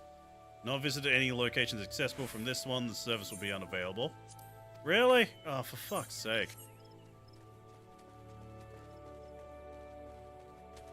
I could have sworn I've been to other ones.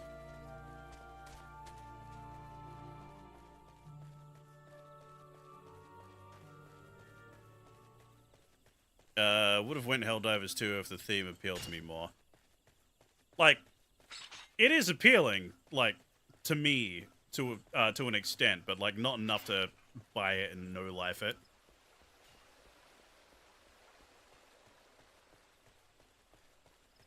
I do like that it's straight up just Starship Troopers, the game, which is hilarious when there was a Starship Troopers, the game, and it wasn't that good. Not into them too, but it's still amusing to me to watch community fully embrace roleplay being Starship Troopers universe for democracy and humanity. Yeah, exactly. Yeah, for Super Earth.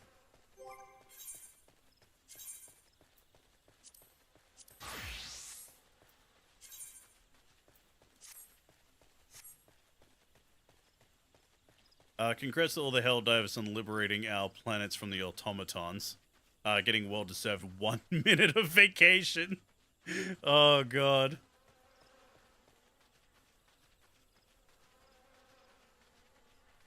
It's the overarching campaign that everyone contributes towards that progressively affects world building. Yeah. I really do like that aspect.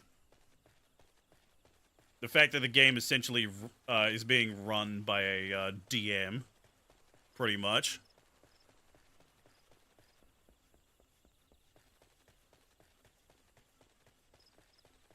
How the tweet posts from the devs refer to in-world events depending on if a major order was successful or failed. Yeah.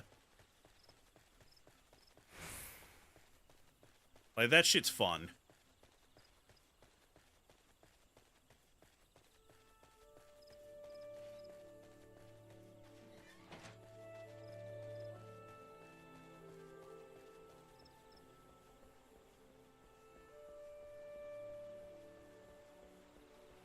Like, when both the devs and the community get into the kayfabe, that's when shit gets, like, so fun.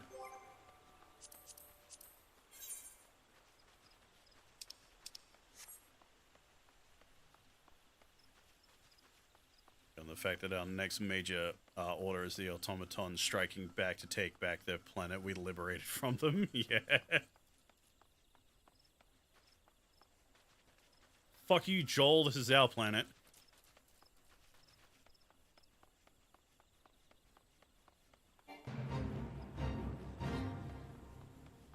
Super Earth phrases it as an unprovoked attack. Yes. Unprovoked.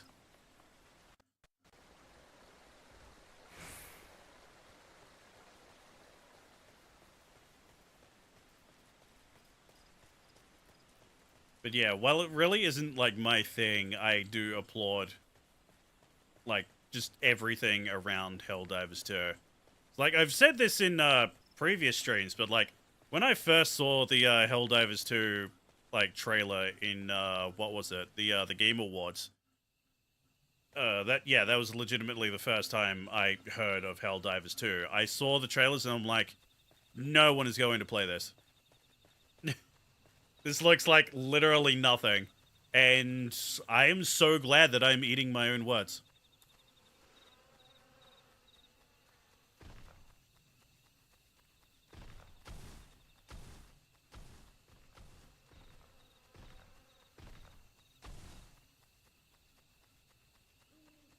See, that's the best thing about being a pessimist, though.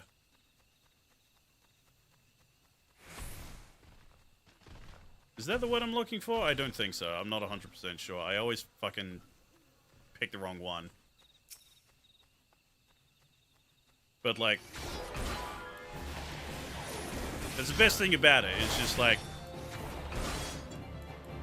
if you're always shitty towards something...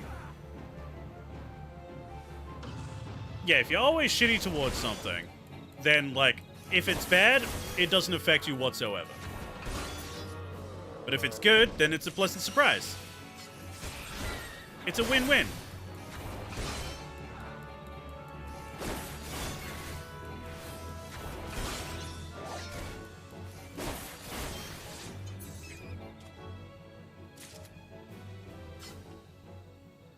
Love the overall parody of the fascist dictatorship that sends young mooks to die for a supremacist cause, Lamau. Yeah.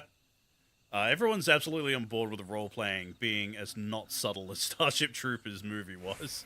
From Super Earth leaders wanting to make farms for bugs as soon as they...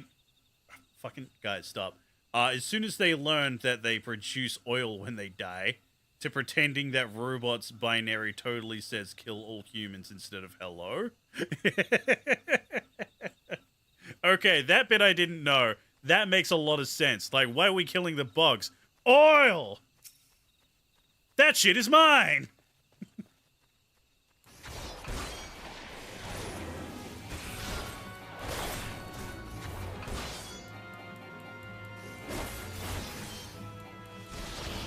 Yeah, Helldivers 1 to 2, it's like Risk of Rain progression, where it started as a basic looking indie game to looking like AAA game, yeah.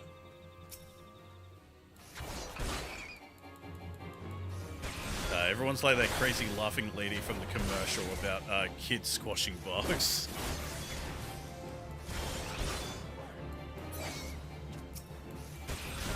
Yeah, I'm doing my part too.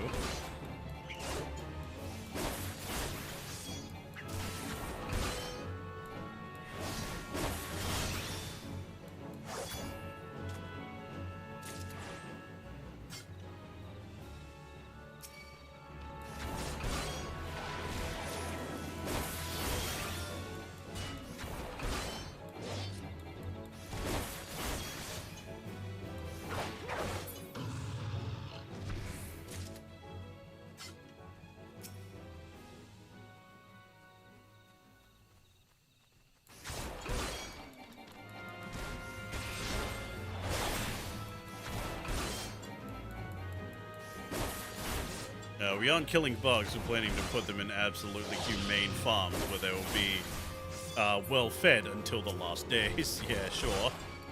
They're just fighting against that completely sensible advancement for some reason. How odd.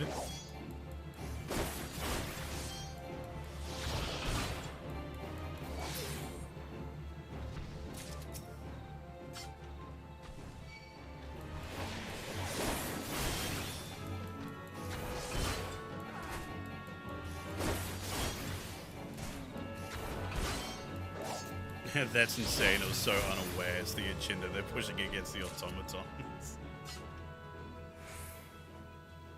Man, Helldivers 2 is so fucking good just for the kayfabe and the bullshit alone.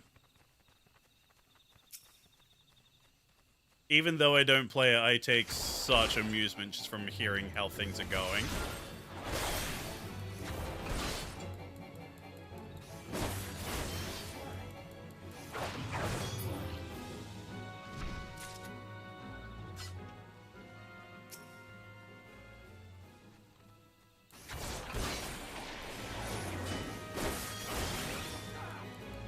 Speaking of bugs, imagine if they have to redo the bug killing the family scene from that intro cutscene because they weren't convincing enough with their scream. Fuck.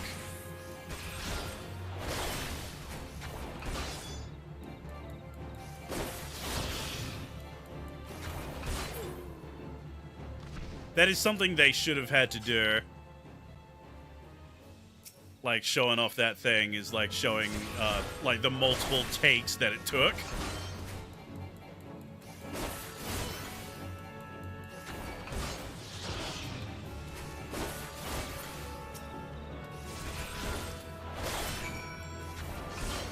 Alright, I've collected enough boar asses. We can finally continue.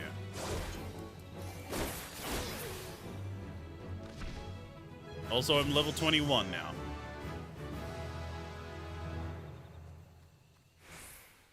Yeah, it's just fun to watch everyone being on board to the point of fan YouTube channels making daily newscast videos with war updates, and everyone in the comments, Y Planet's division reporting the updates. That shit's so fun.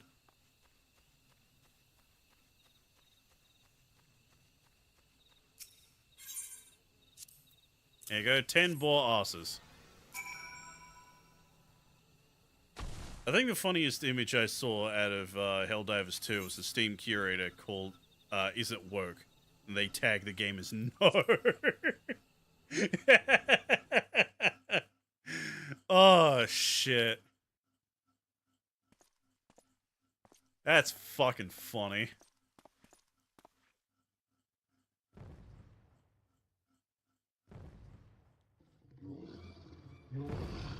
Oh no.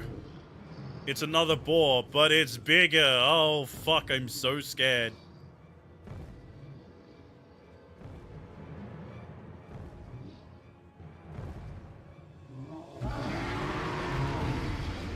We aren't tolerating the robot sympathizers.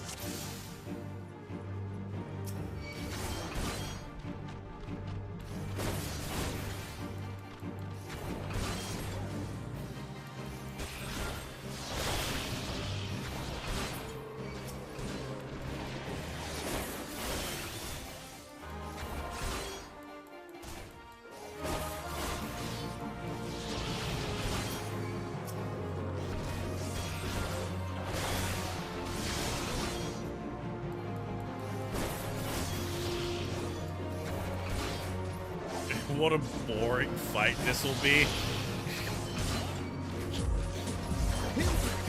Here we go.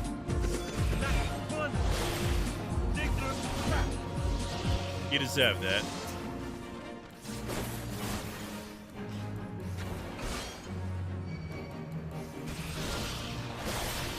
Yeah, you don't see humans running at each other with chainsaws for arms, do you?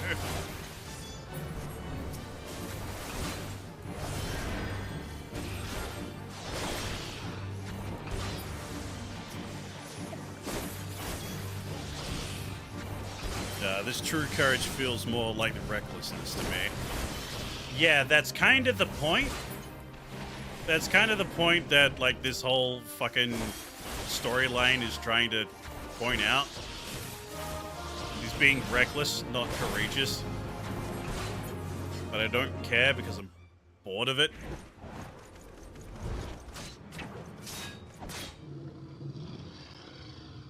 Back to joke boarding school with me then? Shut up. Can I ban them? Is that a bannable offense? It's only a bannable offense if Damo does it. I don't know why we only ban Damo, but it's but it's funny to me.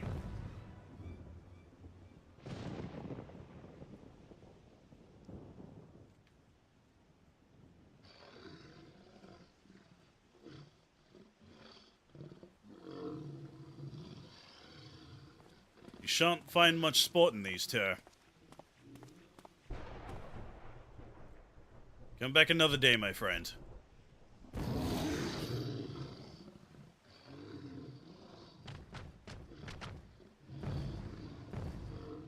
Alright. Well done, Jackson. You completed the trial. I trust you now see the truth in my words. Hurling yourself into the midst of danger is not courage. It is folly. No. This proves nothing. I refuse. I refuse to accept.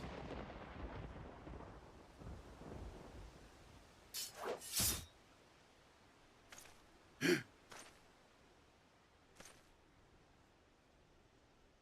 refuse to accept the weakness within you.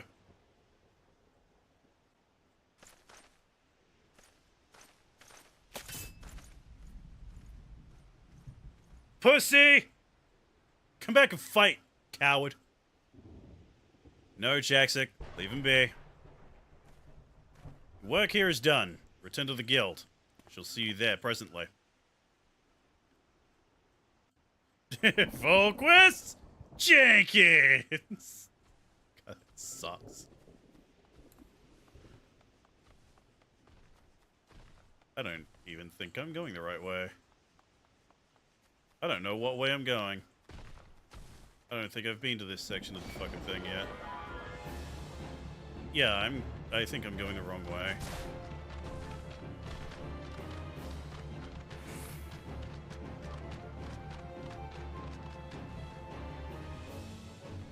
Yeah, it's a fine line between being brave and being dumb. Yeah, exactly.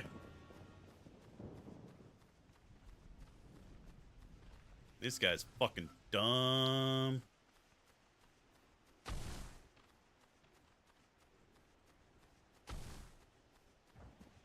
See, you can tell that I'm braver than Folquist, because I have the balls to go out and be seen in public wearing a salmon shirt.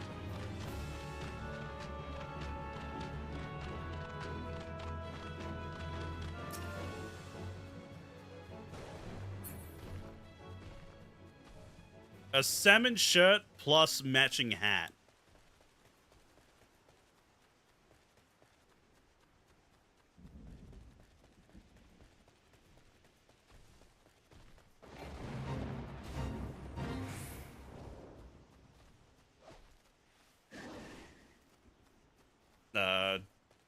Really do need to play more right now, though, because the new War Bond just dropped yesterday, and the first new primary weapon is so beyond busted. Bolt action 50 cal rifle that fires explosive shells. Yeah, that sounds busted.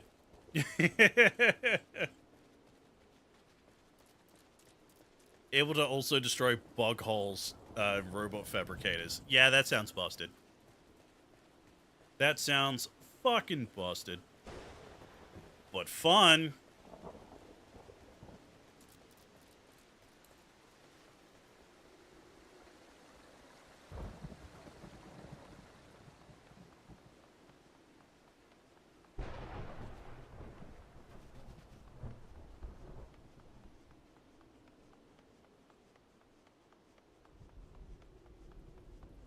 Man, not gonna lie, the fucking thunder that's going on right now in-game, kinda cozy.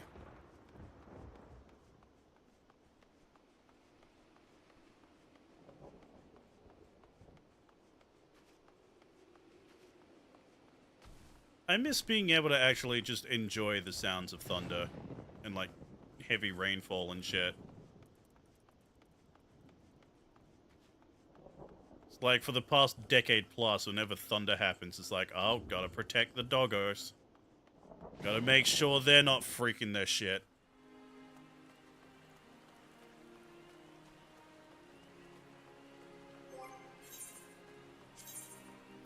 Alright, swap to Archer.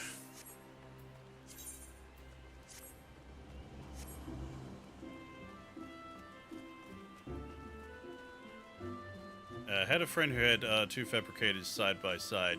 They didn't kill them quickly enough. Ended up dealing with up to 10 gunships suppressing them. Fuck.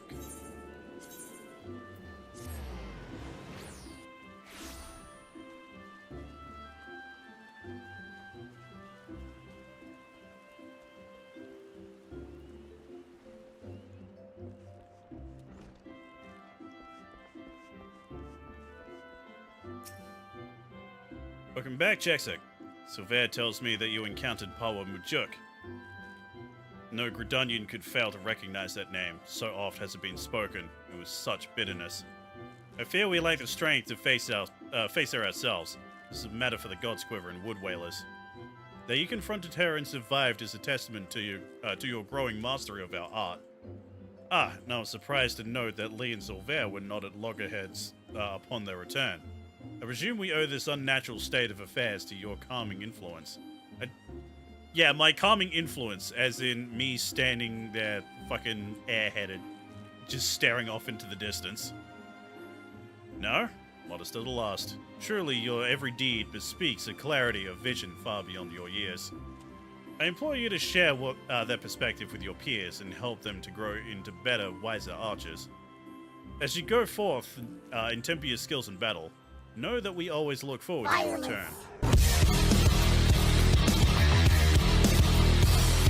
Violence indeed.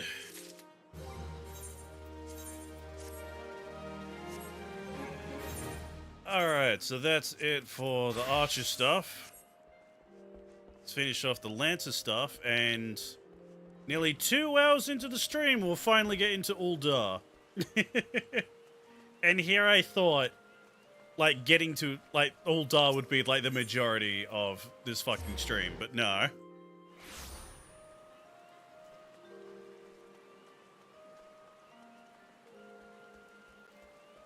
The world around you can be ASMR enough if you tried hard enough.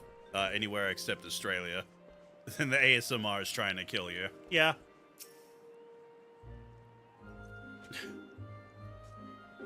That, or it's just being annoying.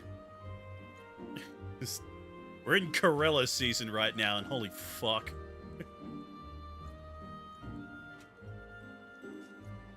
They're like white parakeets that, like, fly in massive flocks and just screech 24/7. Yeah, terrible. Like, even at, like, midnight. Like, it feels like those fuckers don't even sleep. I will not lie to you. You are no match for the Lord of the Bramble Patch. Had you betrayed any hint of fear, he would have gored you in the space of a moment and festered on your entrails. But you stood your ground, holding fast to your composure and resolve. Thus were you able to stare terror in the face and survive unscathed. Well done, Jaxik. You have overcome the greatest hurdle in the quest to become master of your own courage. You may now bring to bear the full extent of your abilities upon even the mightiest of foes. As for Folquist, well, if there is a shred of reason left in him, he will have learned the self-same lesson as you this day. Painful though the experience must surely have been, one can only hope that it will serve to open his eyes to the truth. Go forth, Jaxik, and prepare yourself for further trials. I look forward to our next meeting. What's the best upgrade I have here? I just got boots, so I'll grab this. Yeah, there we go. The boots do not match the top.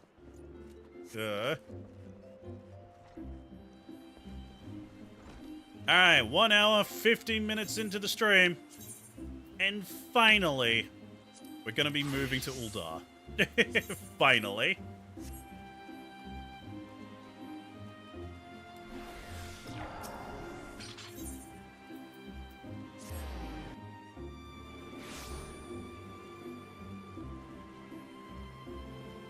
Uldar, my beloved, if only royalty there wasn't comprised of the small kids. Oh. Lalafell royalty? You serious? Oh, God. This is why we can't have nice things.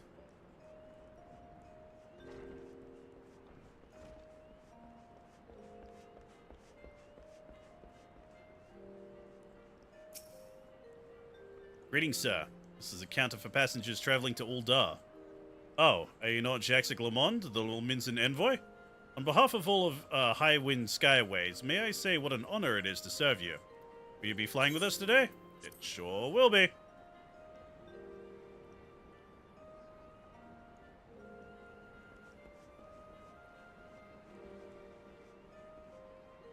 Am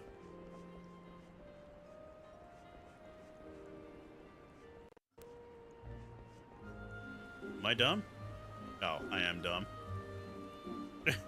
I just saw that, like, the quest marker was on that dude's head.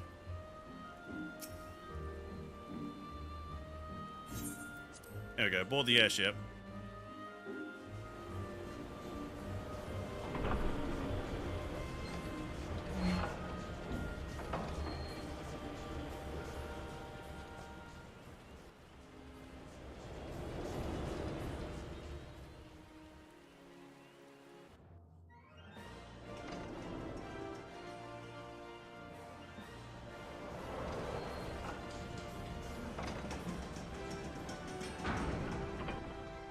God, this music is pretty fucking grand, ain't it?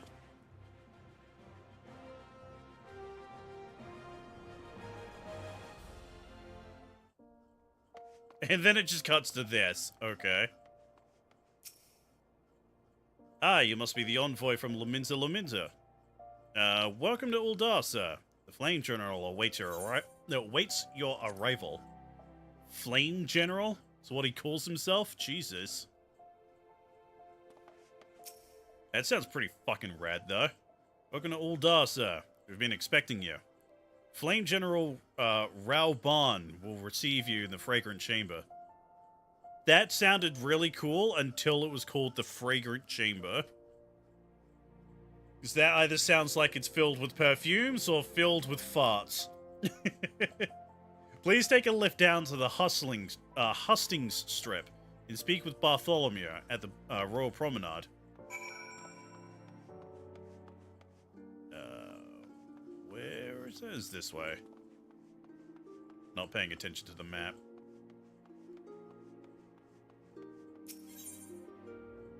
Alright. Hosting Strip.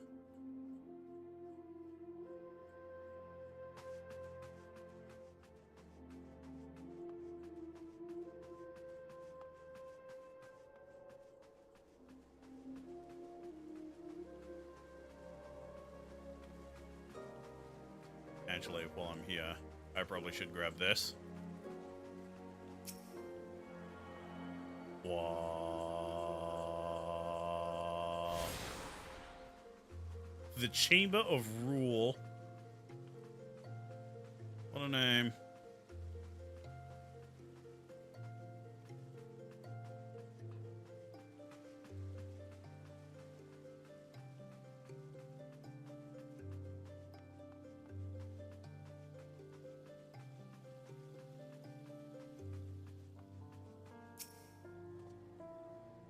Lamin's an envoy, I presume. Would you be so good as to allow me to inspect the missive you bear, sir? My thanks. Here you go. Ah, yes, the Admiral's seal. Please proceed.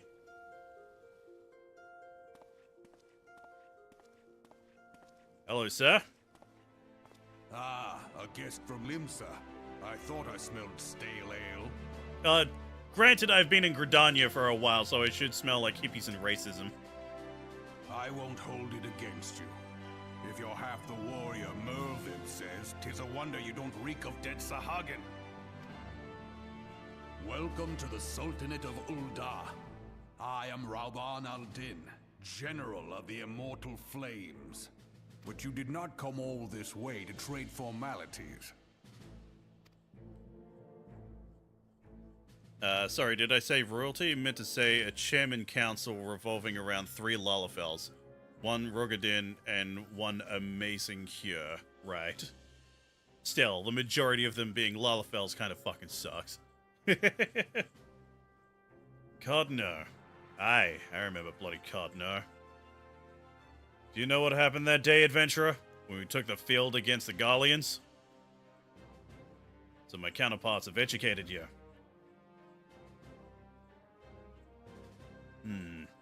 Khan-E's pet is giving her trouble, is it?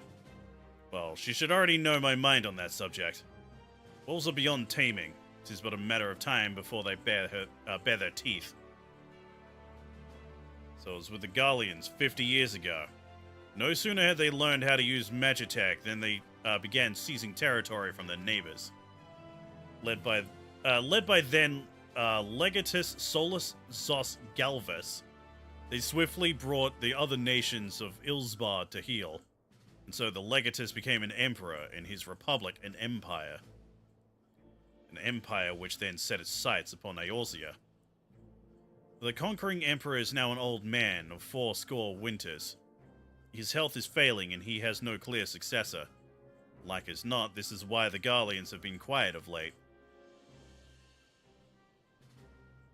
But the 14th Imperial Legion is still entrenched within our borders, and their commander, Legatus Gaius von Baelsar, has long harbored ambitions of conquest.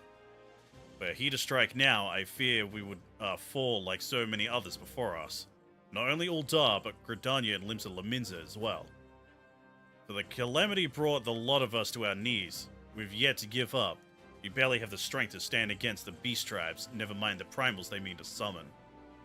We are a realm divided, adventurer, an alliance in name only. But the wolf cares not for the plight of its prey. Garleans stir, and the elder Seed Seer would not let it go unnoticed. All other concerns pale in comparison to the Empire, even the beast tribes and the bloody primals. We must stand united once more, that much is clear. And if we're to do so, we must remember the cause which last brought us together. Merwhip will have her memorial. We'll honor the memory of the fallen. We'll remind the people that what their brothers and sisters fought and died for.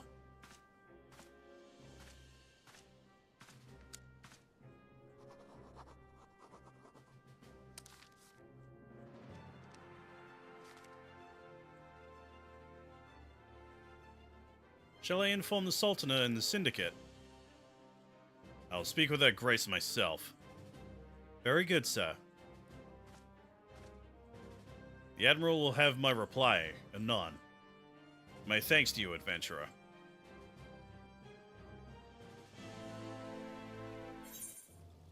Alright, that was quick. What's this? Wind up airship. Fully operational model of the legendary vessel, the Invincible. You now make use of the airship routes connecting to 3 nations. Before you may board an airship, you must pay the requisite fare in Gil.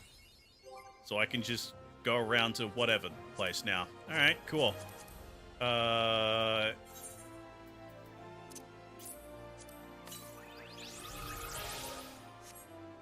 Oh, right, minions like pets. Right. Ah, my Lord Envoy. I trust your stay in the Sultanate has been pleasant. Now, if you do not mind my asking, do you perchance have plans to visit Limsa Lominsa in the near future? If so, I have information that may be of interest to you. I once accompanied the Flame General on an official visit to the seaside city-state. during which time I became acquainted with Baderon, proprietor of the Drowning Wench. Everyone fucking knows Baderon, apparently. Well, the man sent word just now that he has a job for a capable adventurer. Oh boy, how convenient. I can think of none with better credentials than you. Baderon would doubtless be pleased were you to offer him your services. Alright, but first, we have some new jobs to get. On the bright side, her Grace did end up being voiced by P-Force Chie later down the expansions. Ah. What, original Chie or new Chie?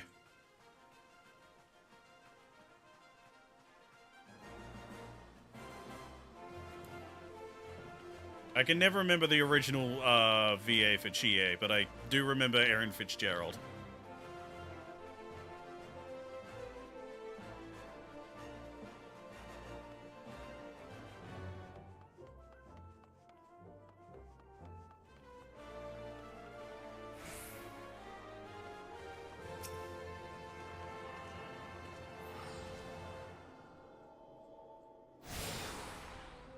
Goldsmith's Guild. Okay, so that's that.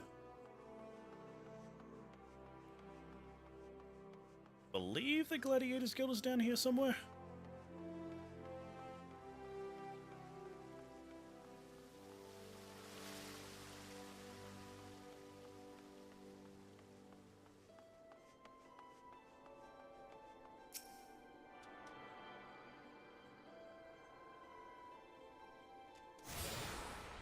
Here we go, to the Gladiators Guild. Okay, so it must be here. Yeah, this looks like it. Welcome to the Gladiators Guild, adventurer. Here, our members train tirelessly with sword and shield so that their names might one day be written legend. Was that a flash of interest in your eyes? If you wish to study swordplay, know that admission to the guild is free of charge. Hell yeah. I'd marked you as a man of action. I am pleased to see that I was not wrong. Now, while you may be familiar with the deadly dance of battle, you are new to us and must begin at the beginning. If you would take your place in these hallowed halls, you must be willing and ready to undergo the most rigorous training. You must endure cuts and bruises beyond counting, and like is not far worse. A daunting prospect, I concede. But there is no other way if you mean to take the blood sands one day. And why wouldn't you? The Colosseum is one of the most celebrated places of the public entertainment in all of Uldar. Where else could a poor man amass a fortune so fast as to one day allow him to claim a seat on the Syndicate? There's not an Uldan alive who isn't inspired by the rise of the self-made man. And there is no truer embodiment of that dream than the gladiator who wins riches and fame with his sword. Throughout its long and storied history, this guild has nurtured countless champions. Our training methods are second to none, and our members ever strive to develop new techniques. If you desire true glory, to fight in triumph amidst the roar of 10,000 voices, then this is where you belong, adventurer. Think of it. Think of your legacy, and if your soul stirs, join us. What will it be? Will you rise above the masses and inscribe your name in legend? Or will you resign yourself to mediocrity and die in obscurity? Fucking... Alright, yeah, sure, dude. A decision you shan't regret. One moment. Make way for Jaxic Lamond. Fresh meat coming through. Now then, before your enrollment may be considered complete, you must present yourself to First Sword Mila. Seek her out and obtain her approval.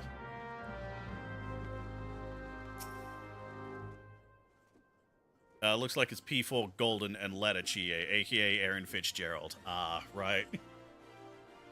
So she's a character in this and in World of Warcraft. One day we'll get to see evil Yrel. One day. They've been hinting it since Battle for Azeroth.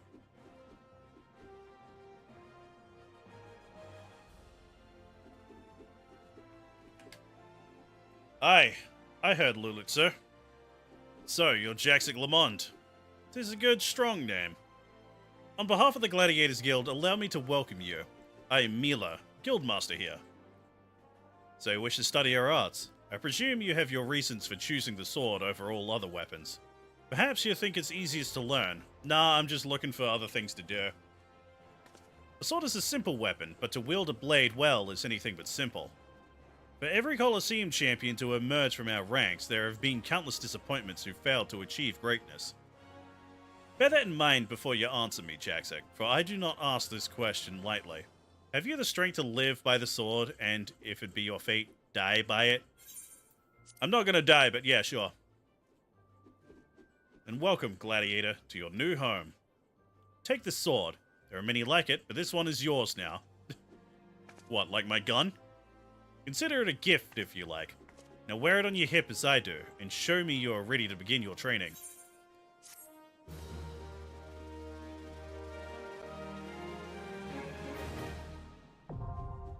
Gladiator unlocked. Alright, so... Sword. No, I want gear set, create new gear set. Recommended gear, there we go. Heh, amazing what a difference a sword can make. Your expression, your posture. You're already brimming with confidence. Let's see if that confidence is warranted, shall we? Just outside the gates of Uldar, you'll find plenty of marmots, hornets, and shrews. Slay 3 of each and return here when finished. Alright. Here we go again. Oh, and use your sword, Jaxek. I'm a gladiator, and I aim to train you as one. Now go.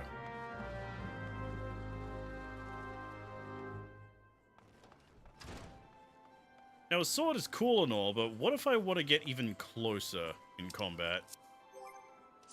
Map, what do I... Oh, just immediately behind me. Okay.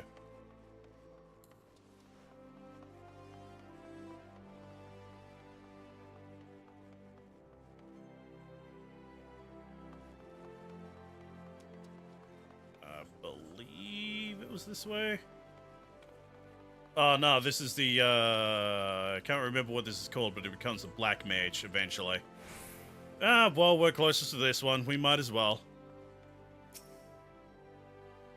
Welcome to the Thaumaturgist Guild. Right, it's Thaumaturgist. Okay. It is fate that has guided your steps here, friend. Within these hallowed halls, the art of devastation are taught. Primeval magics with which to bring about an enemy's ruin. If you would join our ranks and wield the power of thaumaturgy, I urge you to seize this moment and confide in me your arcane ambitions. Yes, there truly was no other answer, was there?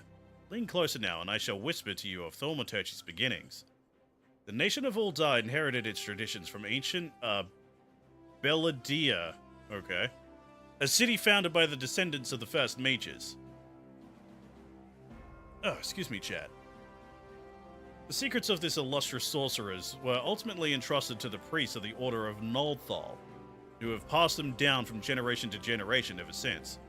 Focused and refined over centuries of use in the Order's funeral rites, the arcane magics of our ancestors eventually emerged as the art we now know as thaumaturgy. A freezing blizzard to hold corruption, raging fire to cleanse the corpse, a bolt of lightning to expel the sins of mortal life. The dwomas employed in the preparation of the dead are equally efficacious when applied to the living. Thus does our guild thrive in the depths of Arzaneth Ossuary, the sanctuary devoted to Thal, the divine arbiter of the afterlife. What say you then, adventurer? If you would plumb the abyssal depths of thaumaturgy, let our learned sages guide your descent. Ah, but before you leap into the darkness, you must prove to our guildmasters that you are possessed of the spiritual fortitude necessary to look upon that which waits therein. When you are ready to submit to the judgment of our most eminent mages, say the word. Well, adventurer, will you join our guild, or do you presume to ignore the urgings of the impatient destiny? I don't like that the picture is 5 Lullafels. A wise decision, indeed. To prepare for your initiation, I would have you study the volumes of fundamental thaumaturgical principle, all 108 of them. Or at least I would, if such requirements had not been abolished. Too great a deterrent to fresh novices, they said. I suppose you shall have to settle for calling upon the collective wisdom of our guild masters. We have 5, you see, all brothers of the same house. I'm going to hate this, aren't I? Though they all wield supreme authority, it is the eldest who provides a singular voice for the guild when one is required. Master Kokobigo, I believe. God, you can't even say the dude's name. I hate this. Coco Bezzy, Coco Bigo, Coco Bonnie, Coco Boogie. I hate this. I hate this? Chat, I hate this.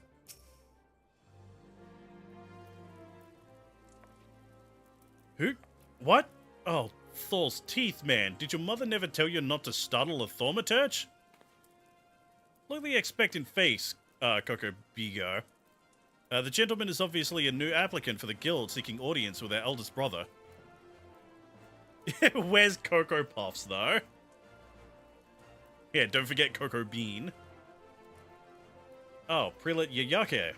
She can recite the 307 verses of the funerary rites of the virtuous fallen, but the simple task of keeping our names straight seems ever beyond her grasp. Bwahahahaha. Well, I for one find the constant confusion endlessly entertaining. My apologies, good sir.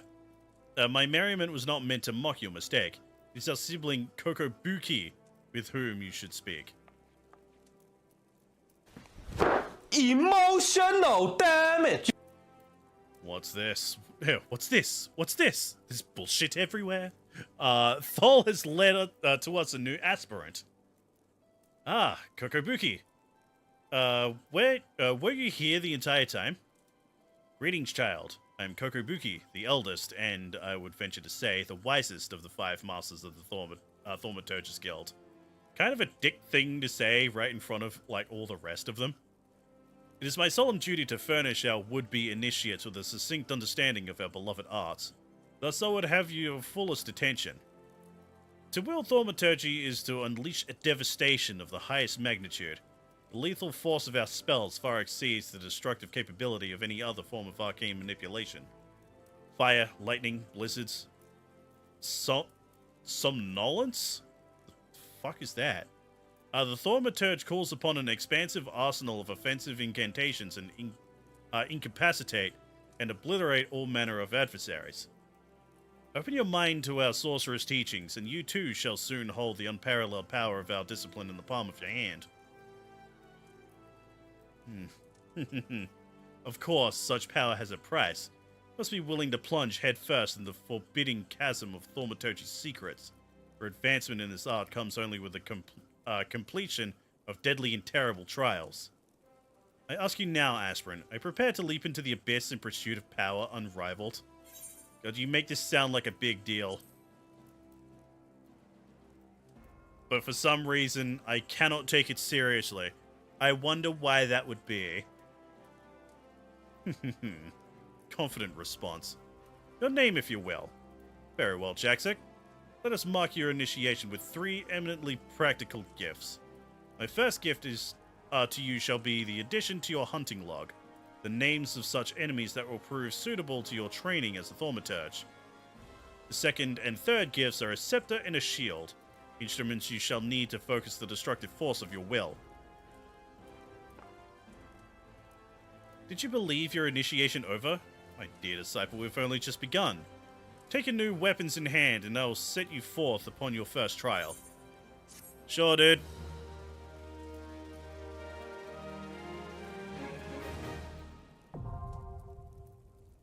Thaumaturge unlocked. But, level 3. Vital Flight.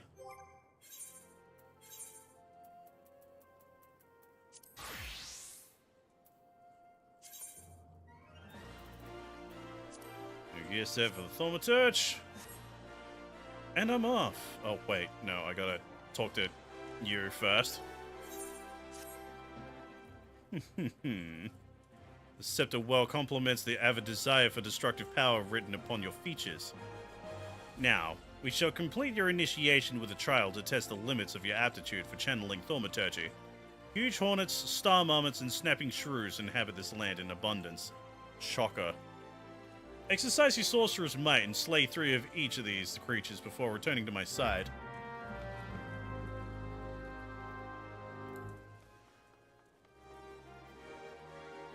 Alright, we got the boring and annoying one out the way. Oh, but we do have that thing in the way. Hold up. HUD layout. Grab you, drag you all the way down here so I can actually see you.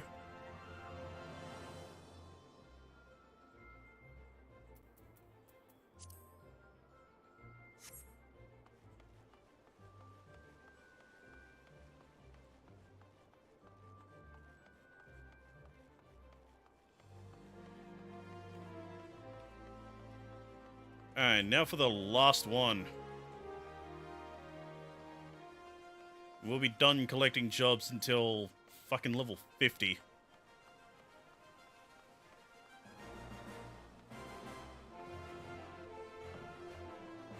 Yeah, I thought that dude's name was huge, jacked man.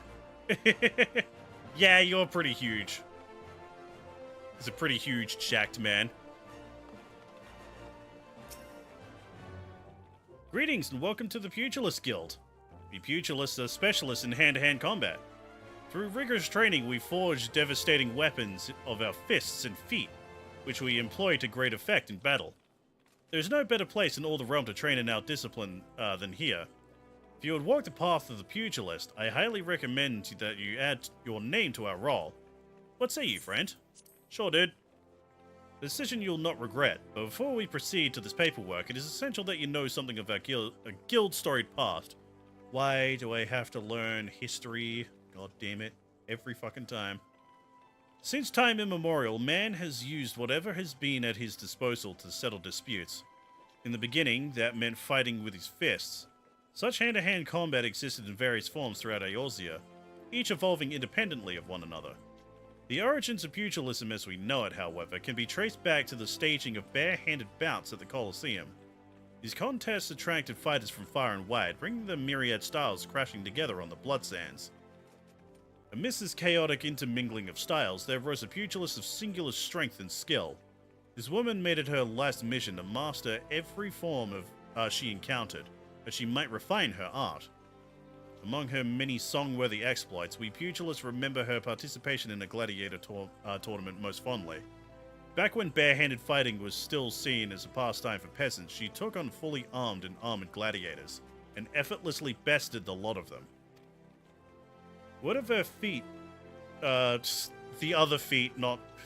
God damn it. Spread across the realm like wildfire, of course, and Uldar swiftly transformed into a center of pugilism, with people flocking from all over to train under this master among masters. The woman's name was Cornelia, and it is to her that the Pugilist Guild owes its existence. The art practiced here is based on her all-encompassing style, and this training hall is modeled upon the one which she once built. And there it is, a brief history of our guild. I've told this tale 1,000 times, but gods, it never fails to fan the flames of my fighting spirit. Now then, before we can proceed with your enrollment, you must first obtain the Guildmaster's approval. Let me know when you're ready to meet him. I want to meet the Guildmaster, damn it.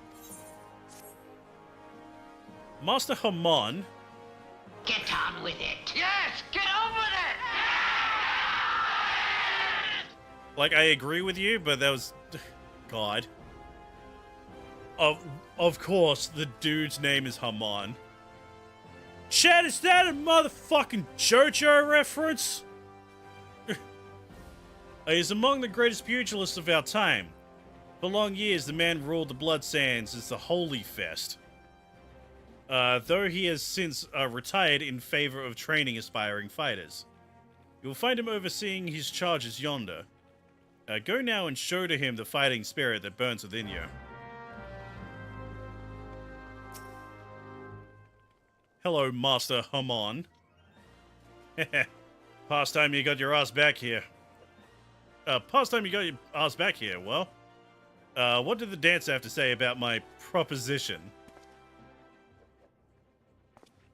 Eh? You're not my errand boy. It's no dancer. There never was. I'm not doing anything indecent. I swear to the gods. I like you already.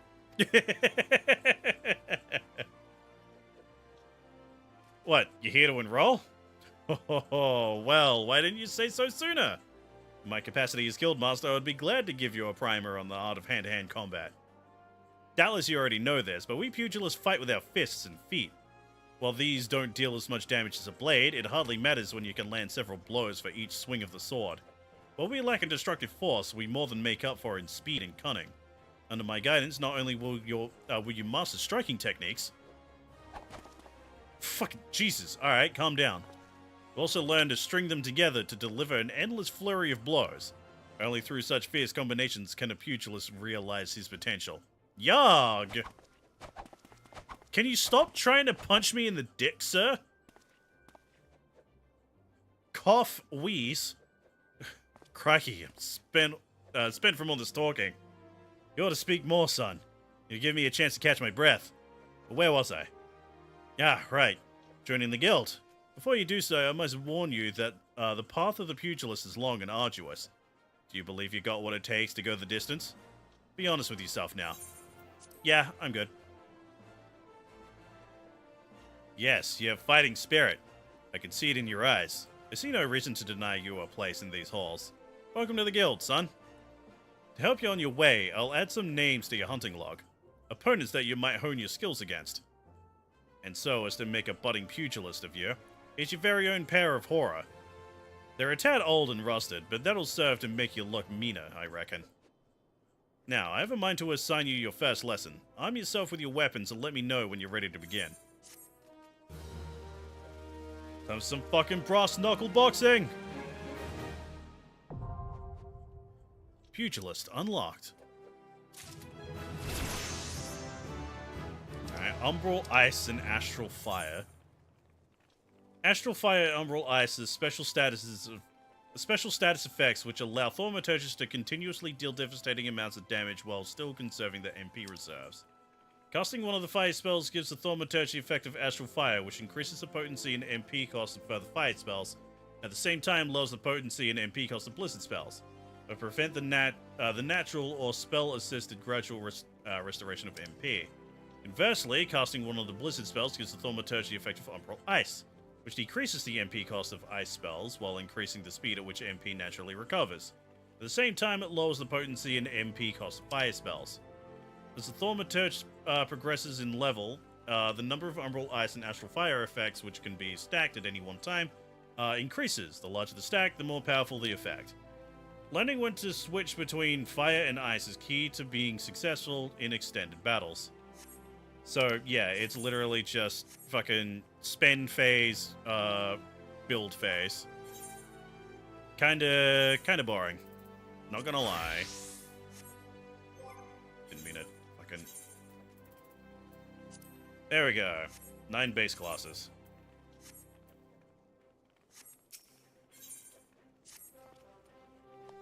Looking every bit of pugilist, son. Now, the learning can commence. For your first lesson, I want you to test your fledgling skills against the vermin in Thanalan. Get out there and put down 3 marmots, 3 hornets, 3 shrews. Yep, of course. Return here when the deed is done. Now, this goes without saying, but I expect you to fight using the horror I just gave you. It counts for naught if you skewer the beasties with a spear or fry them with a spell, so... Well, let's go punch some shit.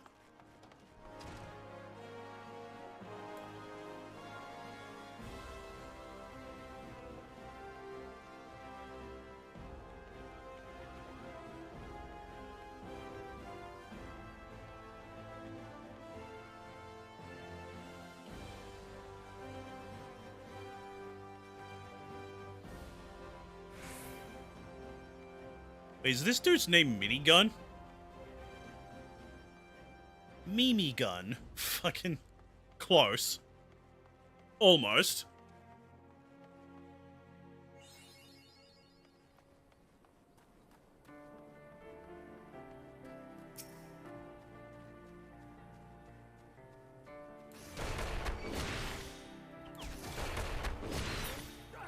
There you go, beat some animals with my bare fists.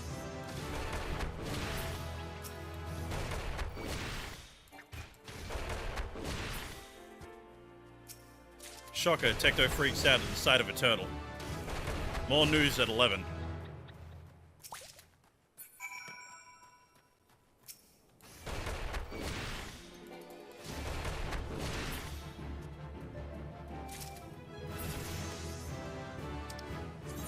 Fucking Christ, level 4 already.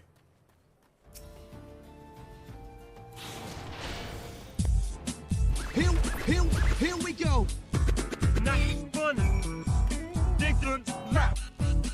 Wasn't meant to be funny, just pointing out the fact that you like turtles.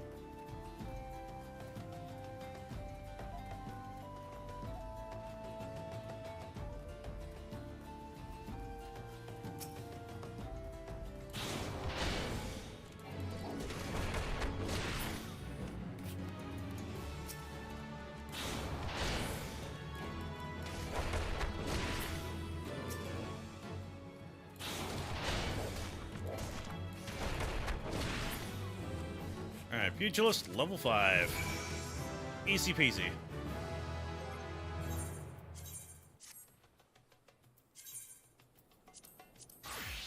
Now, Thaumaturge.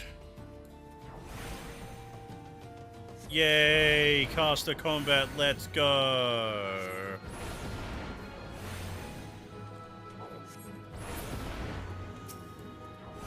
Love standing around, casting the same spell.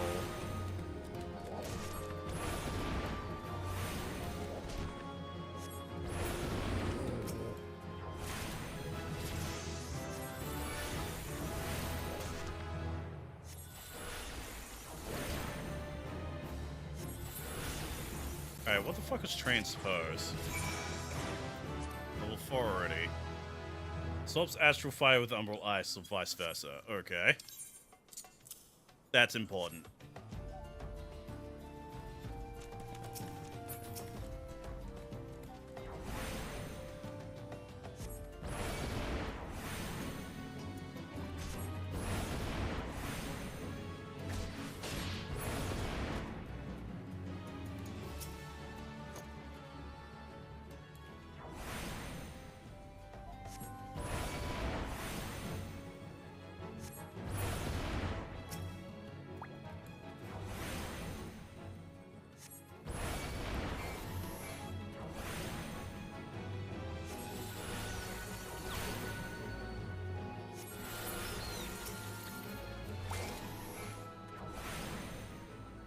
Build, spend, build, spend, build, spend.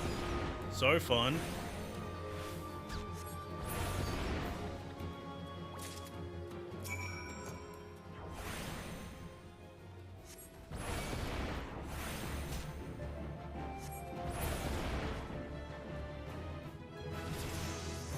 We have our dot.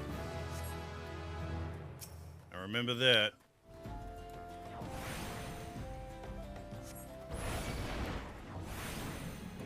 I don't remember much from my time playing this, like, back in the day, but I do remember...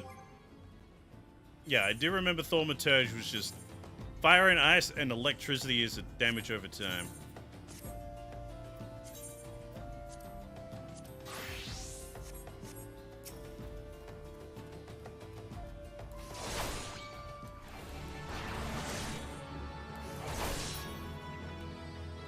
Fight or flight is a buff. Don't know why I thought it was something else. Yeah.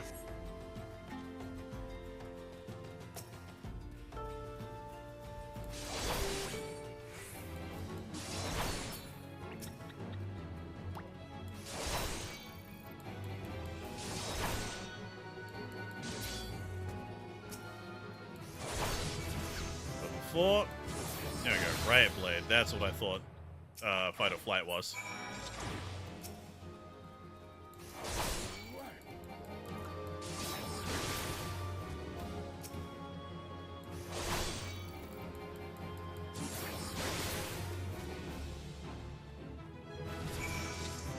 And level 5.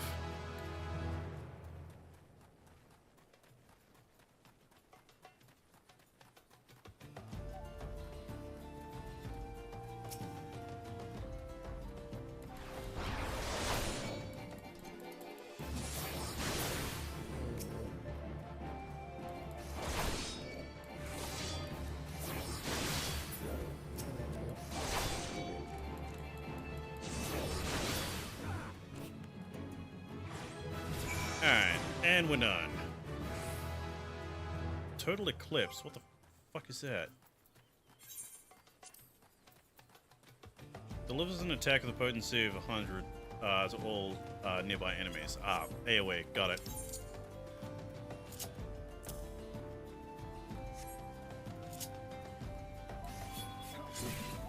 Right, yeah, big spin.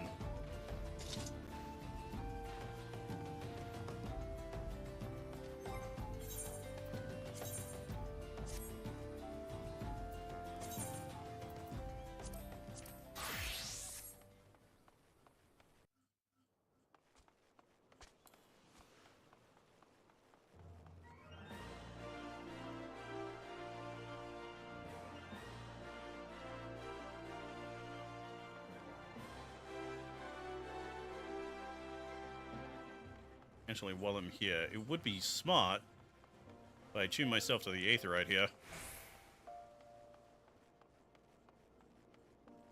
It would suck if I fucking forgot about that.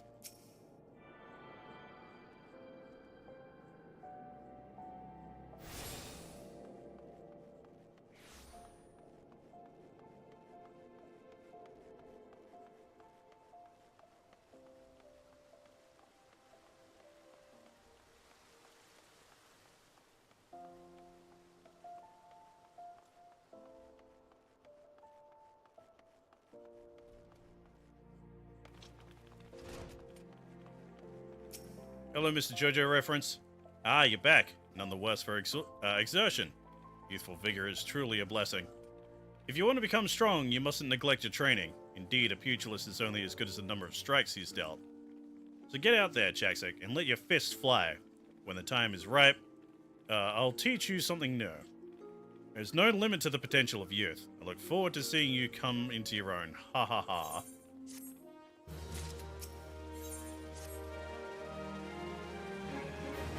You've been training hard, Jaksik. Aye, I can tell by the lightness in your steps and the strength in your fists. I reckon you're ready for the next lesson. But before we begin, some warming up's in order. For this, I've scattered some gil across Uldar. I want you to run around the city and pick it all up. Now that's my money lying out there, so I want you to go about it like there's an Amal Jar warband on your heels. In other words, I want you to sprint. Of course, you can't go sprinting indefinitely. Your body needs to rest a while after each burst of speed. This may sound elementary, but I'm telling you this to demonstrate a point. As a pugilist, it's essential that you learn to pace yourself in a fight, else you're liable to get worn out. And when that happens, the fight's as good as over, and you'd be sorry if you had bet on yourself. Why did you leave your money lying around? That seems like a really dumb idea for training.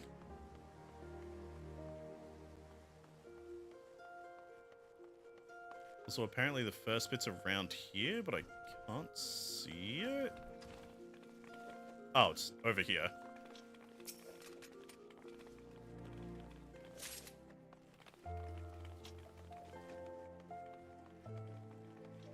Do, do, do, do.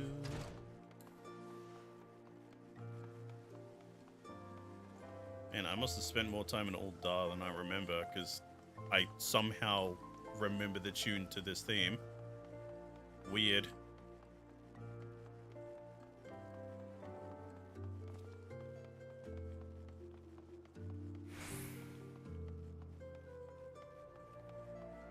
Right, I didn't attune myself to this Aethernet shard.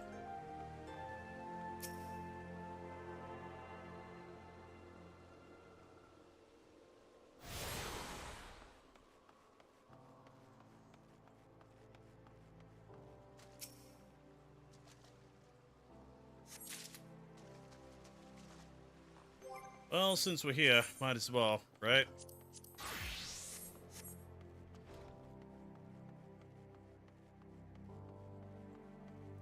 But with the constant job switching, I feel like I'm someone who's had, like, you know, in like comedy movies when like the joke is a dude has made like too many commitments, so like he's doing one thing and then quickly leaves, changes his outfit, and goes to another thing to make it look like he's not doing multiple things at once. I feel like I'm doing that. You have the satisfied look of a mage who has utterly vanquished his foes. Jaksek, I formally welcome you into the Brotherhood of Thaumaturges. The purpose of this trial was to gauge your capacity for wielding thaumaturgy, an innate quality the limits of which are bound by the level of etheric energy flowing through your physical being. Aether, the very stuff of life, exists within all living creatures to a greater or lesser extent. Remember this, for it is the most basic law of arcane manipulation. As your experience grows, so shall your reserves of thaumaturgical endurance. The wellspring of your magical might will also swell in response to moments of extreme terror and duress. Now, when you find yourself seeking greater challenge, when you next crave the thrill of exquisite fear, that is when you shall know the time has come for you to visit me once more. I hate you.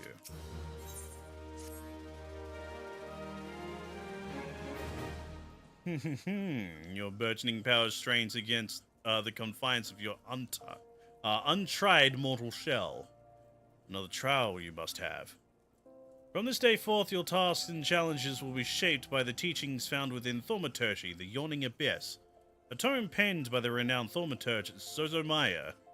So are all thaumaturges just these little potato people? My brothers, who have not once tasted the bitter drought of defeat, will instruct you on the vital lessons to be gleaned from the 4 extensive chapters that comprise this exemplary work. Much shall you learn about the threats with each a practitioner of our art must contend. The first chapter, The Threat of Intimacy, falls within Coco Bigo. What? The Threat of Intimacy? I don't think this is a book on thaumaturgy. This sounds like a book for incels. It's only fitting that one so averse to being approached should teach you the wisdom to be uncovered therein. He is an incel. Ah! Ah, yes, Jaksek. I've been expecting you. Allow me to read you the pertinent passages of the opening chapter of Suzumaya's Guide. The Threat of Intimacy. Ah, how magnificent the potent power we wield. Roaring flames, piercing ice, and shocking bolts are matched not by fists or sword or spear. But the burly warrior waxes fearsome with every closing step. Fists shatter bone. Blades slide through flesh. Spears puncture soft bellies. Know you this threat, and stand you apart from such men. Shiver. Oh, the last part makes me queasy no matter how often I recite it. The lesson, however, should be obvious. Keep your distance from your foes. Oh, that's what it means? Yeah, sure, dude. Apart from the agony of being hit or stabbed, or worse, you'll have a devil of a time completing an incantation with an enemy flailing his weapons at your person. As the wise thaumaturge always strikes from afar, the farther the better. Now, let us proceed with your trial. Take this dried fish and set it down in the vicinity of the Silver Bazaar. Next, simply draw it back to a comfortable distance and wait for a vulture to swoop in to feed. That's when you ambush the nasty creature with a barrage of deadly spells. Once you have slain the scavenger, be sure to retrieve a generous slice of vulture meat for Fafafono. What a name.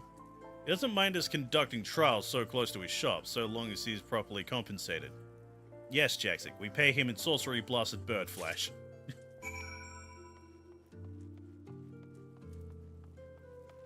How weird. Also, I didn't seem to notice there were more coins over here. What the hell is JoJo reference doing in here, like scattering his coins around?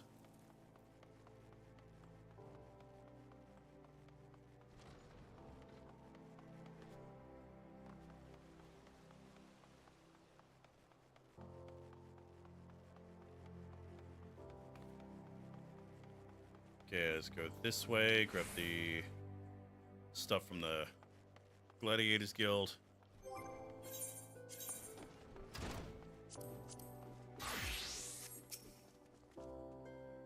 Welcome back, Jaksek. I take it you dispatch the beasts, and with ease?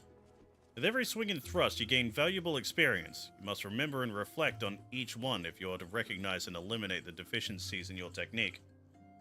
Your training under me shall continue once the half sits so snugly in your hand that you cannot imagine holding aught else. Until then, Jaksek.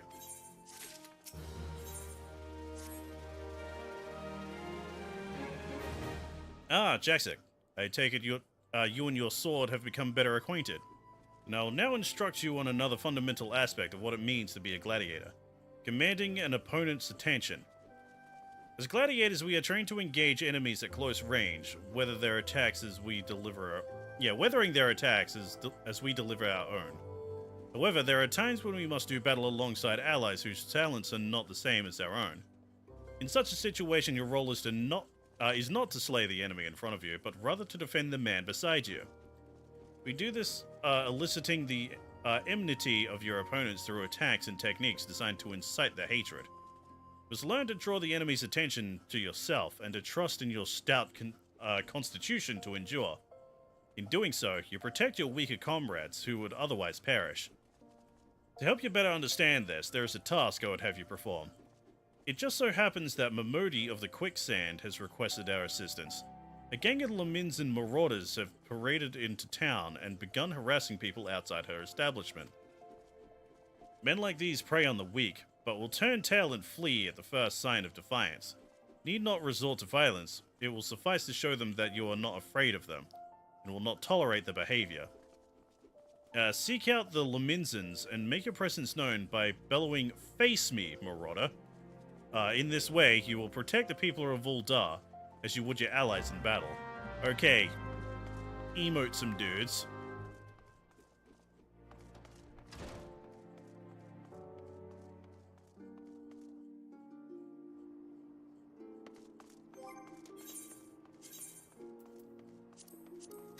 Let's go back to picking up coins first.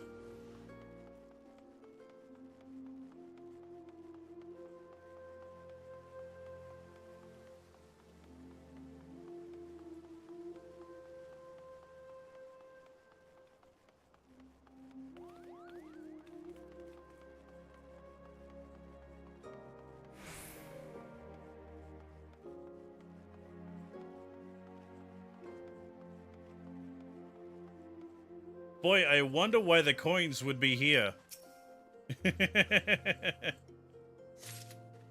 Sorry, ladies. Sorry for stealing your pay.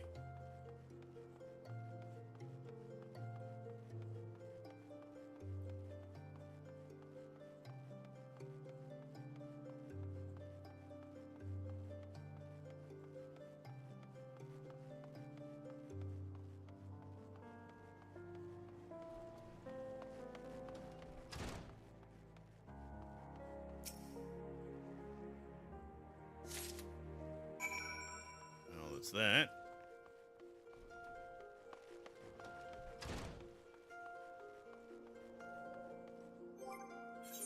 Alright, then I swap to Gladiator.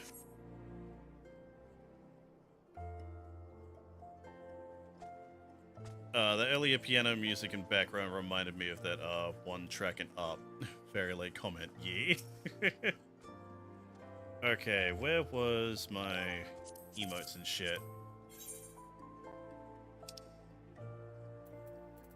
Where is me? Not here?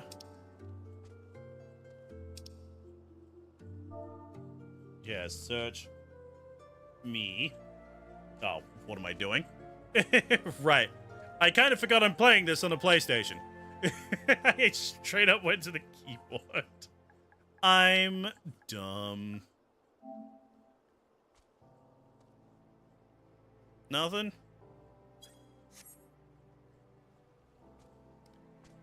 I gotta do this to here then.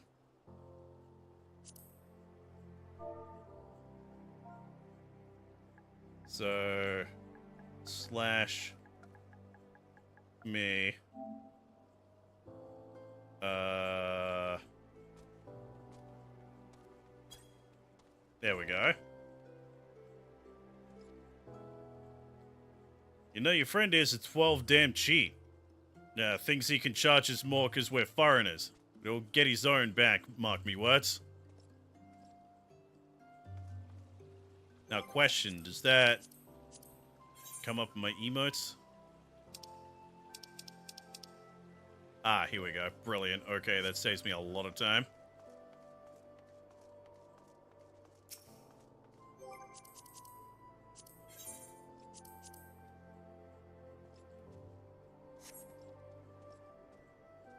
What, you blaming me because this little shite shat its own pants? Well, bugger him, and bugger you too.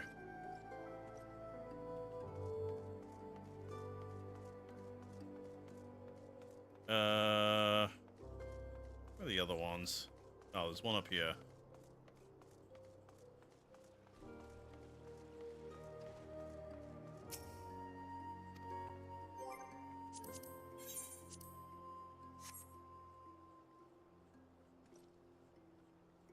Hell's your problem? Maybe she likes her men rough. What are you supposed to be, a blood and manservant? Ah, don't matter. Gonna spoil the mood. And is the last one inside? Doesn't look like it.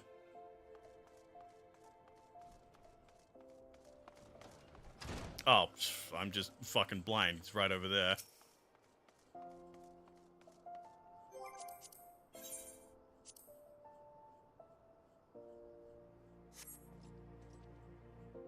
Oi, come on now.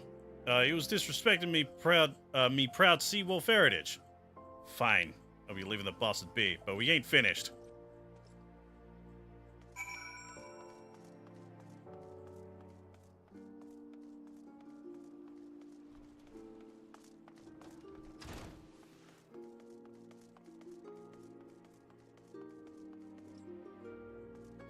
Oh, over here. Epoxy ass, this is your best brew. I'd sooner drink a pint of my own piss than this swell. Oh, okay, it's another one of these. Didn't notice the change in the, what's it called? Quest log. I got a bit of a throat tickle there. Give me a sec, chat. It's screaming into a microphone for fucking... How long's it been? Nearly 3 hours of this stream, but I also did a whole bunch of stuff before stream that I still can't talk about because embargoes. So who the hells do you think you're speaking to, maggot? I'm Farmule. No, Farmule? Okay. The Driven. Me and me bloody marauders have been reaving so long, mothers scare their children with tales about us. Don't believe me words? Then I'll let me axe do the talking.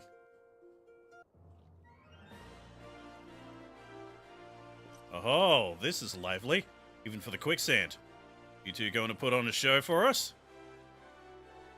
Is that just an evil version of me?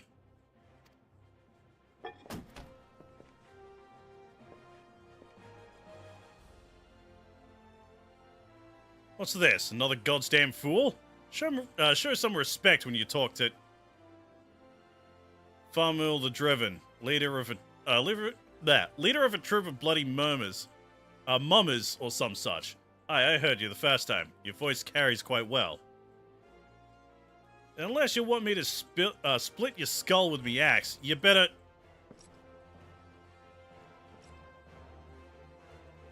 He has a fancy sword. That sword couldn't be frenzy, but only the sword of Nald would... Bloody hells, it's you!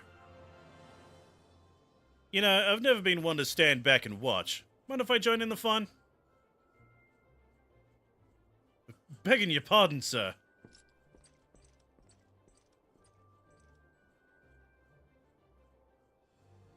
Why do they always do that? Looks like it's just you and me. Standing up to that Laminton was quite brave of you, and quite foolish. I think I like you, Gladiator. Name's Aldous. And I'd buy you a drink, but I'm afraid I just spent the last of my coin. Sir, we look so similar, I am terrified right now, not gonna lie. If I grew hair, I could easily masquerade as you. I used to be a young gladiator like you. Back then, but that hardly concerns you. These days, I'm just an explorer of the unexplored, a seeker of as-yet unknown experiences. And that beautiful stranger keeping my bed warm right now. Gods, I've missed this city. It's a wonderful desert jewel of debauchery and sin. Now, if you'll excuse me.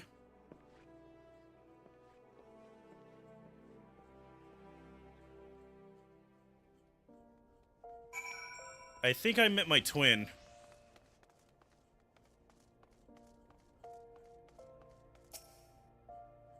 I swear, if I hadn't seen Aldous with my own eyes, I wouldn't have believed it was him. Everyone here thought he died years ago. Listen, Jaxik, do me a favor and don't tell Mila about meeting Aldous, alright? She doesn't need this sort of drama. Why? Well, let's just say some folk ain't good for one another. Oh, do they have history?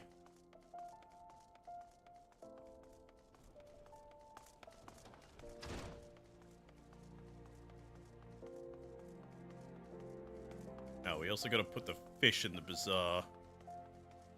Which I believe is up here.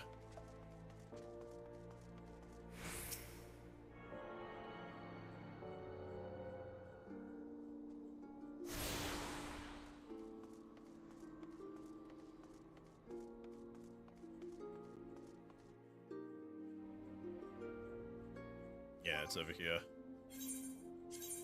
Swap to Thaumaturge.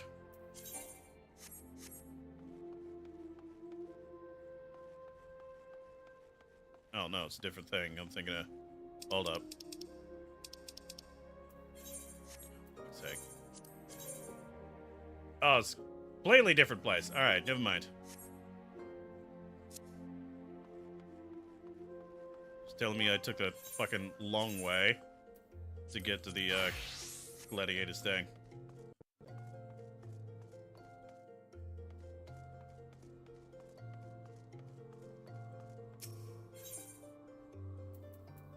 Alright, Gladiators Guild.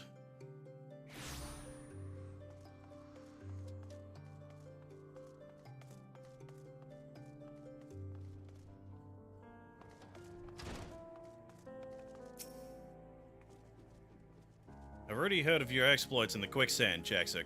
You did well to send those marauders packing. Wish I could say we've heard the last of them. Alas, we received reports of axe-wielding raiders assaulting merchants traveling through Scorpion Crossing. Seems words will not suffice after all. I want you to finish what you've begun, Jaxik. Head to Western Thanalan and see that Farmul, the Driven, and all of those who have shared in his crimes never trouble the people of Uldar again. Alright, easy peasy.